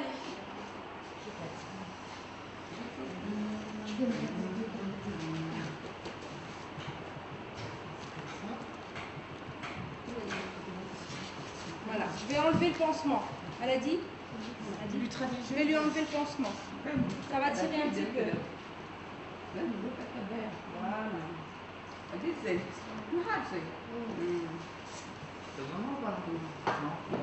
Attends, essaye d'abord sans rien.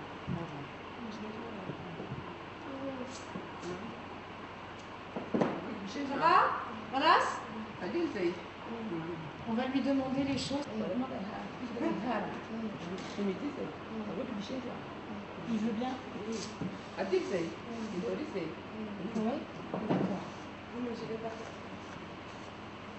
Je prends juste la salle à ce moment-là. Il est d'accord? Oui.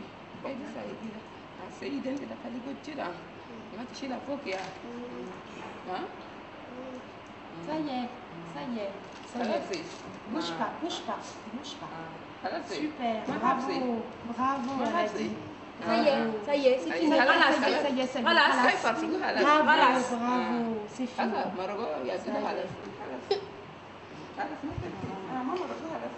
Super. Il a été très courageux. Dites-lui qu'il a été très courageux.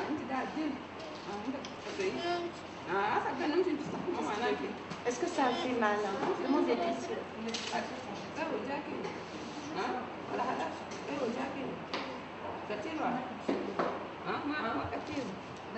On va mettre de la bêta, allez.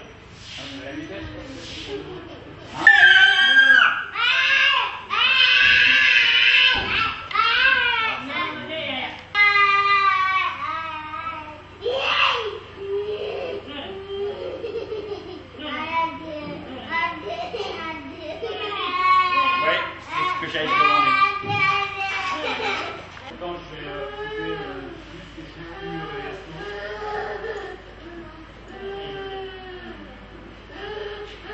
Voilà, c'est fini, Yaya. Voilà, donc éventuellement qu'elle en parle avec ses Soudanais.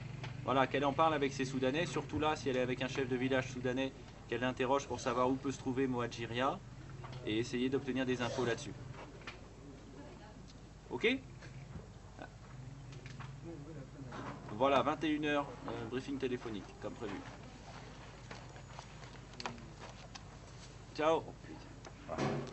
Donc, bienvenue à Pierre, Samuel, Dominique et Jacques, qui est de retour parmi nous. Je vous ai retrouvé. On vous a appelé Désiré, hein, tous les trois? Non, je rigole. Je sais que vous avez souffert et que vous avez longtemps patienté à N'Djamena, mais bon, tout arrive. Et puis, vous arrivez pile au bon moment parce que les opérations avancent et vont avancer ici. Donc, je crois que l'équipe médicale va être très contente d'avoir du renfort. Donc, normalement, tout le monde se connaît à peu près. Hein? Tout le monde avait fait connaissance à Argenteuil, sauf Samuel, je crois que tu n'étais pas là. Donc, très rapidement, on a deux bases. Une base ici sur Abéché. Toute l'intendance de la base est gérée par Dominique. Pierre et Domi seront bien évidemment affectés à la prise en charge des enfants et au PMA. Donc idéalement, je pense que vous allez faire une petite réunion entre équipes médicales, de façon à ce que Isabelle, Philippe, Cathy et Nadia vous expliquent le fonctionnement de tout ça. Et puis, comme on prévoit des arrivées en nombre, demain et après-demain, donc au moins une vingtaine d'enfants demain et sans doute autant, sinon plus, après-demain. Voilà, il va falloir s'organiser. On a la chance d'avoir 3 médecins, 3 infirmières pour encore quelques jours. Donc ça va bien tomber pour gérer ces arrivées. Donc voilà, vous vous organisez au niveau de l'équipe médicale pour que tout puisse se passer du mieux possible. Et on va très certainement faire des extractions d'enfants via l'avion dès demain. Donc voilà, on va essayer de s'organiser au mieux pour passer ce petit week-end. C'est un week-end de festivités nationales, voire internationales.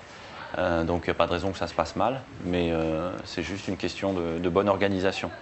Au niveau de la sécurité, donc les dernières informations qu'on a reçues, donc des attaques sont en cours au Soudan, donc des villages, et notamment le village de Moharjiria a été très lourdement bombardé. Donc on est en train de voir avec nos contacts soudanais si on peut envoyer une équipe d'évaluation sur place et puis voir si on peut faire quelque chose, en tout cas pour les populations qui sont touchées. Ça ne change rien à notre planning.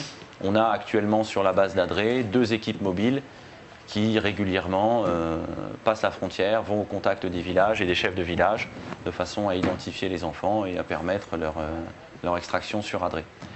Les activités militaires ont l'air assez soutenues dans la région. Plusieurs autorités nous ont prévenus qu'il pouvait y avoir des incidents avant le Ramadan, puisqu'en général, pour préparer les festivités, il y a toujours des phénomènes de banditisme qui consistent à piller les troupeaux et à assurer un maximum de ressources pour les fêtes.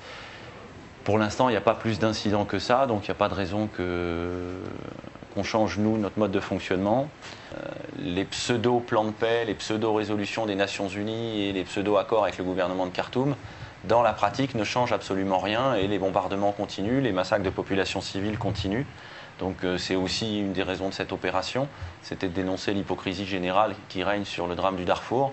Voilà, on a des exemples concrets tous les jours. Tous les jours sur Adré, on rencontre des chefs de village qui nous racontent des exactions qui sont commises dans leur village, et pas seulement en 2002 ou en 2003, mais c'était encore le cas il y a 2 ans, c'était encore le cas en 2006, en 2007, c'était encore le cas le mois dernier, et ça continue, malgré le fait qu'on nous ait encore annoncé une nouvelle résolution des Nations Unies au mois d'août, malgré le fait qu'on annonce un déploiement des casques bleus, etc., etc.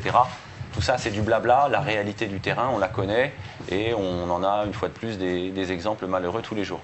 Donc ça ne nous fait que conforter notre opération et notre position par rapport aux autorités internationales. C'est malheureux à dire, mais ça montre notre raison d'être et notre raison de faire cette mission.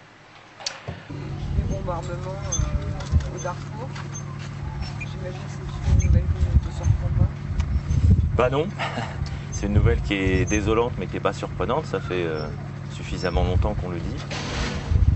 Malheureusement, il y a bien longtemps qu'on sait que les résolutions de l'ONU n'ont plus aucune utilité et n'ont plus aucune efficacité sur la situation de la crise au Darfour. Le gouvernement de Khartoum, comme d'habitude, joue la main tendue, va solliciter de l'aide humanitaire, fait son petit cinéma, et puis derrière continue à bombarder en toute impunité les villages de l'ouest Darfour et du sud Darfour notamment. On a aujourd'hui pas mal de contacts avec des communautés au Darfour. Tous confirment des destructions de villages encore le mois dernier. Donc voilà, par rapport à certaines organisations qui nous parlent d'un conflit qui n'a existé qu'en 2003, malheureusement ce conflit il est bien réel, il est bien présent, il se déroule aujourd'hui encore. Et c'est pour ça aussi qu'on a lancé cette opération et c'était le motif initial de cette opération, c'est de dénoncer cette hypocrisie générale sur le drame du Darfour. Il faut arrêter les négociations stériles, il faut arrêter la politique de l'humanitaire à Libye et il faut agir pour mettre fin au massacre des populations civiles. Tu leur dis, ils vont aller dans une autre grande maison comme ça, où il y aura aussi d'autres enfants, où ils vont bien manger, ils vont apprendre à lire, à écrire, ils vont voir des docteurs qui vont s'occuper d'eux. Il y a des jeux, il y a plein de choses pour eux. C'est une maison pour les enfants. C'est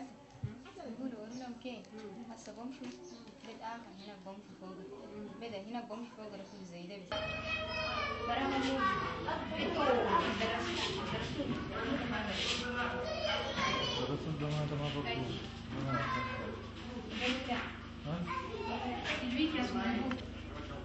Numéro 9.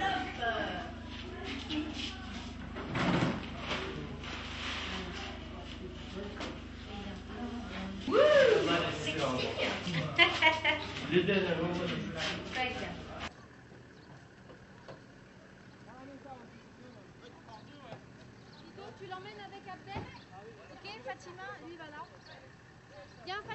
Fatima, viens.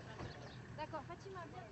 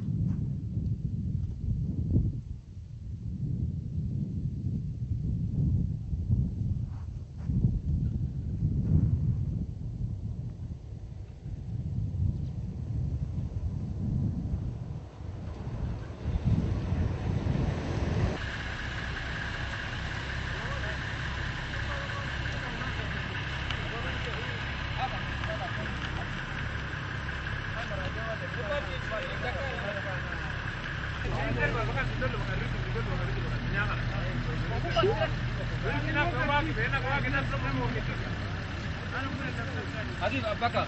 Agib Abubakar. Là, on est en panne. Et là, viens ça.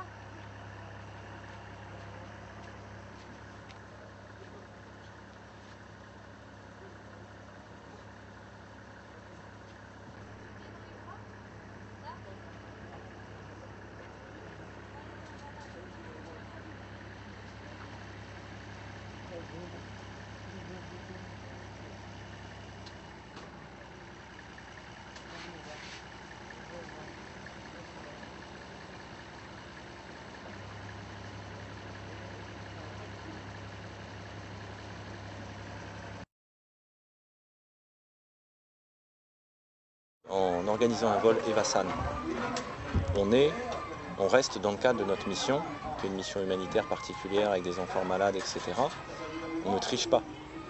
En faisant un vol cargo avec des packs à bord, Tu te mets dans ton les cœur. Français... Honnêtement, quand tu es droit dans tes boulots, te souiller au point de vue professionnel, on te fout la paix. Hein. Et tous les gars qui ont la trouille, etc., t'as foutu. Moi, je dis quand tu es dans une mission spéciale et de cette ampleur et de cette importance, tu oublies le reste. Hein. Merde, tu en temps de guerre. Hein.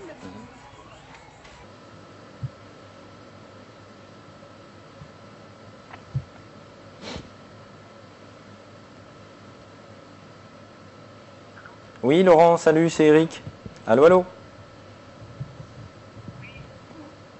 Comment vas-tu? Bon, il y a un petit décalage dans le son, mais c'est normal, je t'appelle de très loin. Bah oui, absolument. Donc, c'est vrai, je suis désolé de te donner des émotions comme ça. Surtout que je vais t'en donner d'autres. Hein. Je t'appelle pour te dire qu'on est en train de réaliser les attributions et que on compte vous attribuer un garçon de 5 ans qui s'appelle Amat, qui est un formidable petit bonhomme en bonne santé. Donc voilà, je voulais savoir si c'était possible dans votre schéma familial et si ça posait pas de soucis.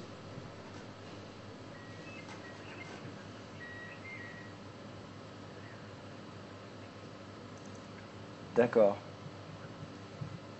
Bien sûr, bien sûr.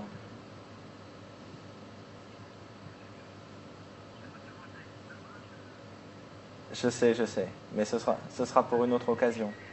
Ok. Bon, j'essaye de vous faire un email assez rapidement avec un maximum d'informations sur l'enfant, l'orthographe exacte de son prénom, son âge, si possible une petite photo. Mais de toute façon, même si on n'a pas le temps de vous envoyer tout ça, voilà, tu as l'information de base. Il s'appelle Amat, il a 5 ans. Et puis vous le découvrirez très bientôt par vous-même.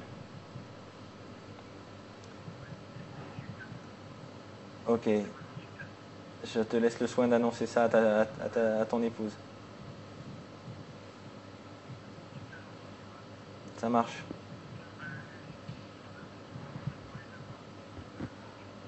Ok, bon, voilà. Par contre, je pense que vous allez avoir des infos très vite aujourd'hui, mais les dates ont un peu bougé. Hein. Les opérations sont avancées de 24 heures. Voilà, tu es au courant. C'est ça. Ok, ça va. Oh, ça n'a pas changé non plus. Hein. Ce sera... voilà, c'est pas très loin. Oui, je me doute. Voilà, par exemple.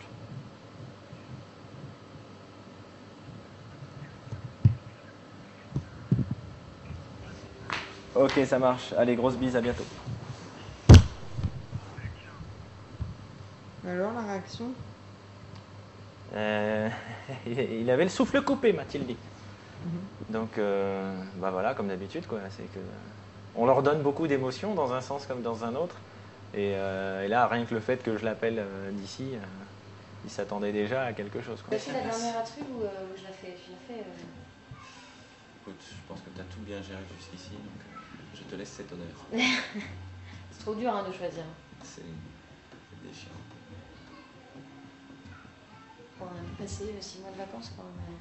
Oui, il y a ça. Et puis, il y a le fait qu'on a eu beaucoup de chance d'arriver à passer certains obstacles. Et puis il y a le fait que sur certaines arrivées, sur les gosses de Miala qu'on n'a pas pu ramener à cause des bombardements, il n'y a plus rien. C'est comme ça. Je crois qu'il faut arrêter de se marteler avec les chiffres. Ah oui, sinon tu fais du mal. Ouais. Non, mais c'est ce que j'arrête pas. Enfin, moi, c'est la phrase que j'ai en tête, quoi. Je pense pas à ceux que je laisse, je pense à ceux que je prends. C'est sûr. Et on a 103 gamins qu'on a sauvés et la vie est devant eux et on va faire attention à eux, quoi. C'est pas parce qu'ils ont mis les pieds géographiquement que c'est fini. C'est sûr que la victoire elle est là, c'est ça qu'il faut regarder. Sinon tu te martèles et tu deviens fou, quoi. Avec tout le nombre de gens qu'on a laissés derrière, tu deviens fou, quoi. T'en as la moitié qui vont continuer à soutenir l'opération, qui vont nous soutenir, qui vont faire de ce qu'on a fait. Et puis t'as l'autre moitié qui va nous en vouloir à mort. Ouais, c'est clair. C'est clair. Ça va maintenant? C'est bon. Oui, c'est bon. Allez, à mon yard.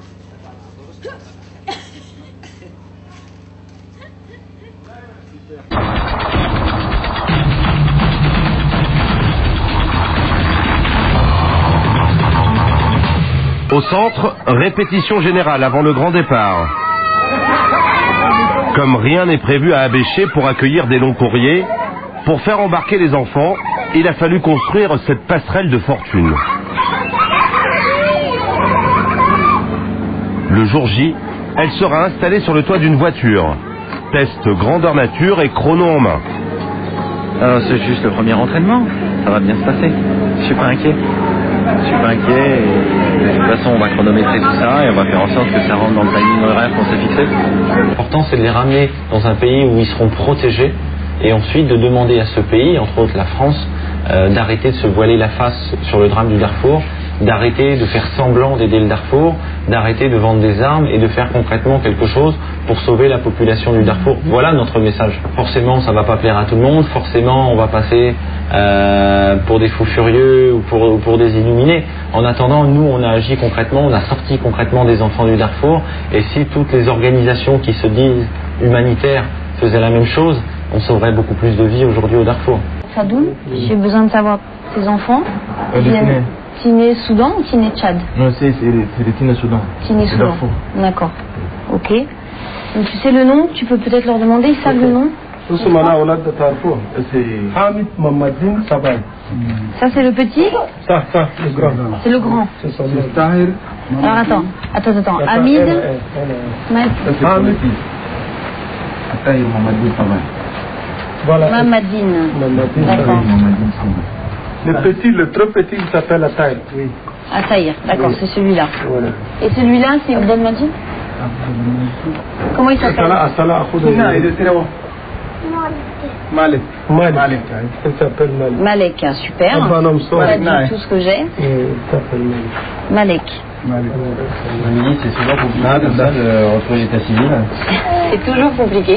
Je crois que là, c'est peut-être une des rares certitudes qu'il y a beaucoup d'incertitudes. En fait, là, l'équipe qu'on a envoyée, ils ont communiqué avec des chefs là-bas, les chefs de village, dont 2 sont ici, sont venus pour raconter l'histoire des enfants. Mais c'est le seul qui écrivait français, il est là-bas. Est-ce que ces 3 enfants, ils ont le même père et la même mère?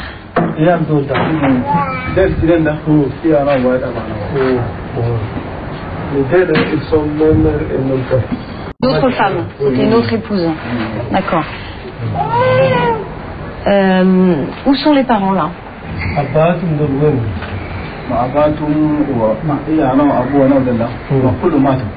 Tous les parents sont morts. D'accord, les 2 parents. Demande-lui d'expliquer comment les parents sont morts.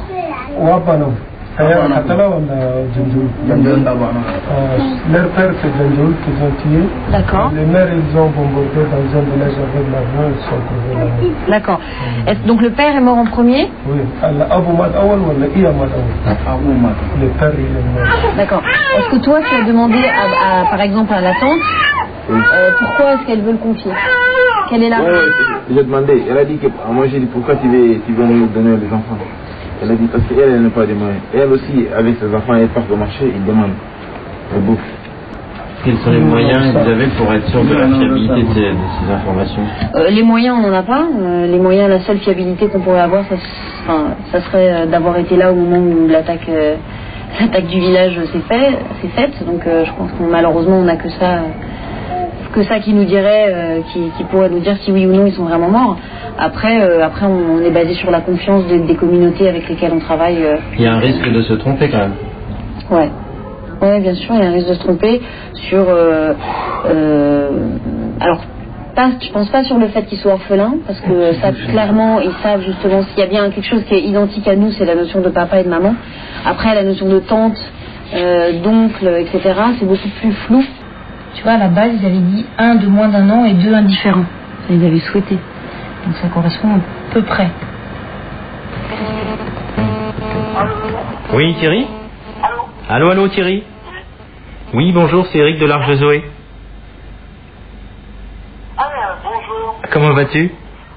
Donc on a une fratrie de 3 garçons qui ont, je vais te donner les âges, qui ont 3 ans, un peu moins de 3 ans, 4 ans et demi, et le plus grand a 7 ans. Ces enfants donc sont en bon état de santé, il n'y a pas de soucis particuliers. Ils ont bien évidemment une histoire difficile, ça tu t'en doutes. Et voilà, on a pensé à vous parce qu'on pense que ça fait un bon petit groupe d'enfants qui serait sans doute très bien avec vous. Maintenant, comme il y a un grand de 7 ans et qu'on est un petit peu au-delà des critères qu'on avait fixés au départ, on voulait avoir votre sentiment à tous les deux là-dessus. Bon, il n'y a pas de problème, on est d'accord. Hein. On s'était déjà préparé moralement, donc on savait très bien qu'on aurait un grand, donc on savait comment... Donc ça veut dire qu'on avait fait le bon choix en pensant à vous pour ces 3 enfants, alors c'est formidable. Donc bien évidemment, vous gardez ça très confidentiel pour vous et rien que pour vous. Merci beaucoup. À bientôt. Au revoir. Bonne soirée. On leur a fait leur Noël. Ce qu'elle m'a dit tout à l'heure, c'est Noël avant le... Lily, c'est quoi ce matin la petite balade là? On fait une reconnaissance de la piste qui nous mène de la base jusqu'au tarmac de l'aéroport pour notre petit itinéraire de jeudi. Donc on va chronométrer le parcours et voir par où on va faire passer notre convoi de véhicules.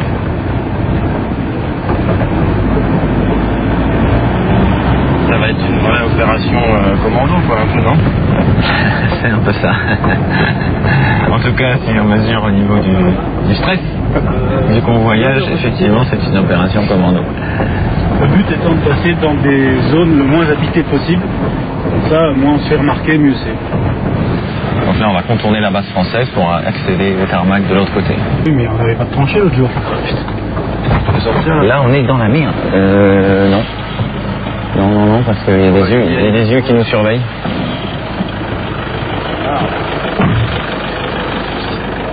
Là, on est dans la grosse merde.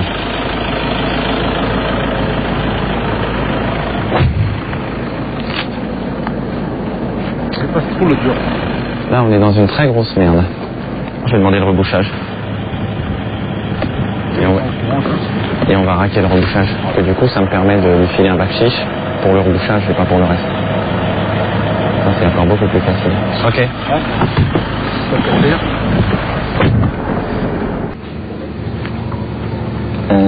À 2h, on va charger le véhicule avec tous les bagages, tous les sacs.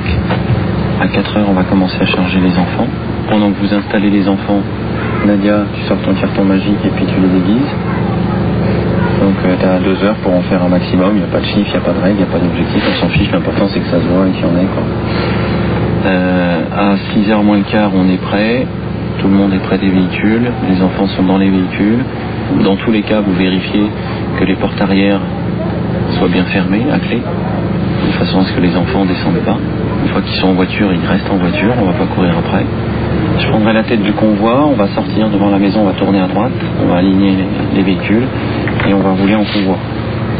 Si jamais il y avait le moindre souci, qu'on ait empêché, je sais pas, n'importe quel souci, vous faites retour à la base.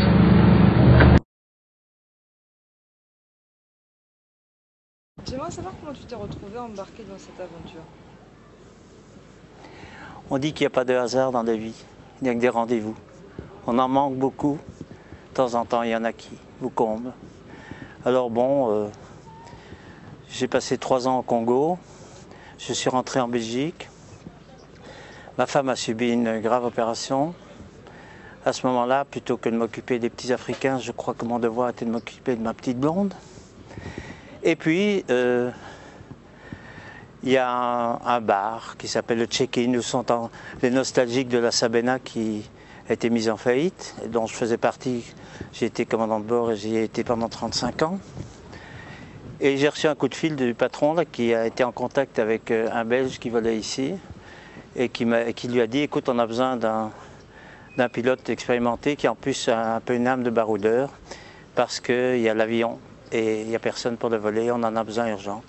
Alors, ma femme m'a dit, tu t'es occupé de moi, je sais que tes ferveurs sont toujours là-haut, et puis faire quelque chose d'utile, pars, je m'assumerai. Et 3 jours après, j'étais ici.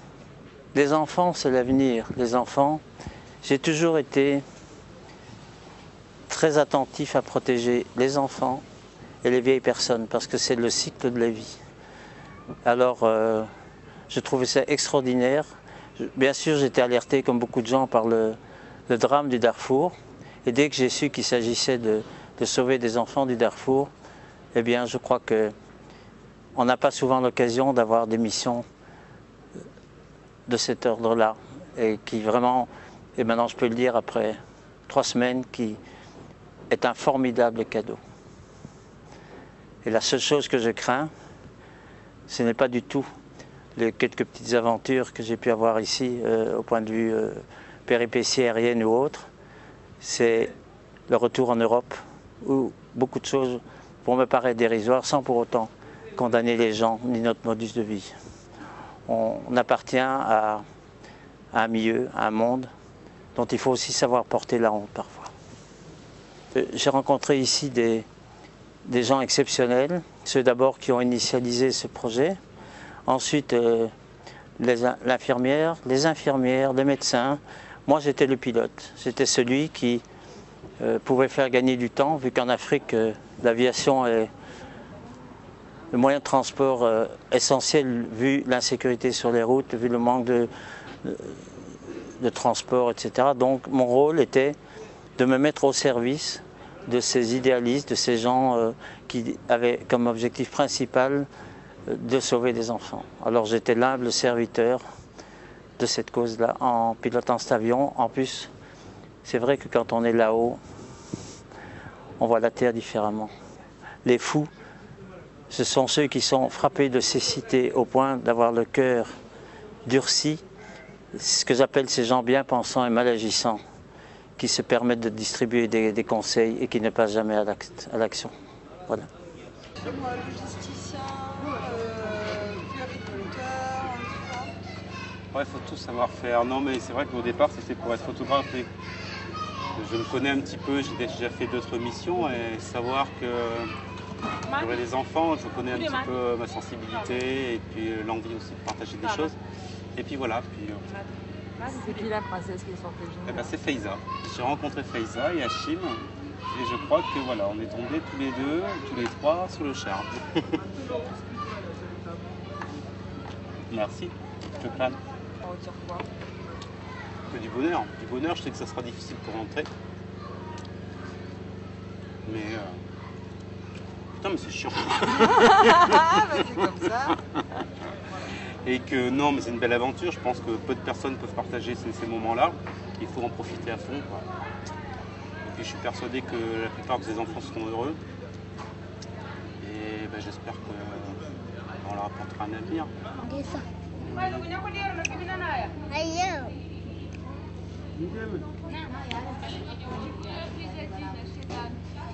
un peu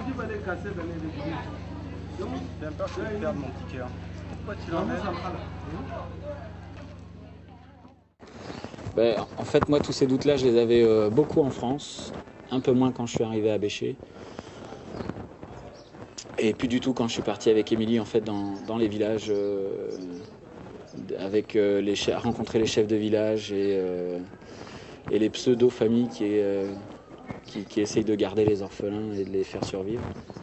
Et par exemple avec Émilie, quand on a rencontré une grand-mère qui était à l'agonie en train de mourir et qui a 3 enfants orphelins qu'elle garde d'une famille un peu lointaine et qu'elle ne veut pas les confier, qu'elle ne veut pas à nous ou à MSF ou à peu importe, mais elle veut que personne s'en occupe et de toute façon la seule chose qu'elle trouve à dire c'est qu'elle va bientôt mourir dans les jours qui viennent et que les 3 enfants qu'elle garde mourront avec elle, mais qu'il est hors de question qu'elle laisse quelqu'un s'en occuper.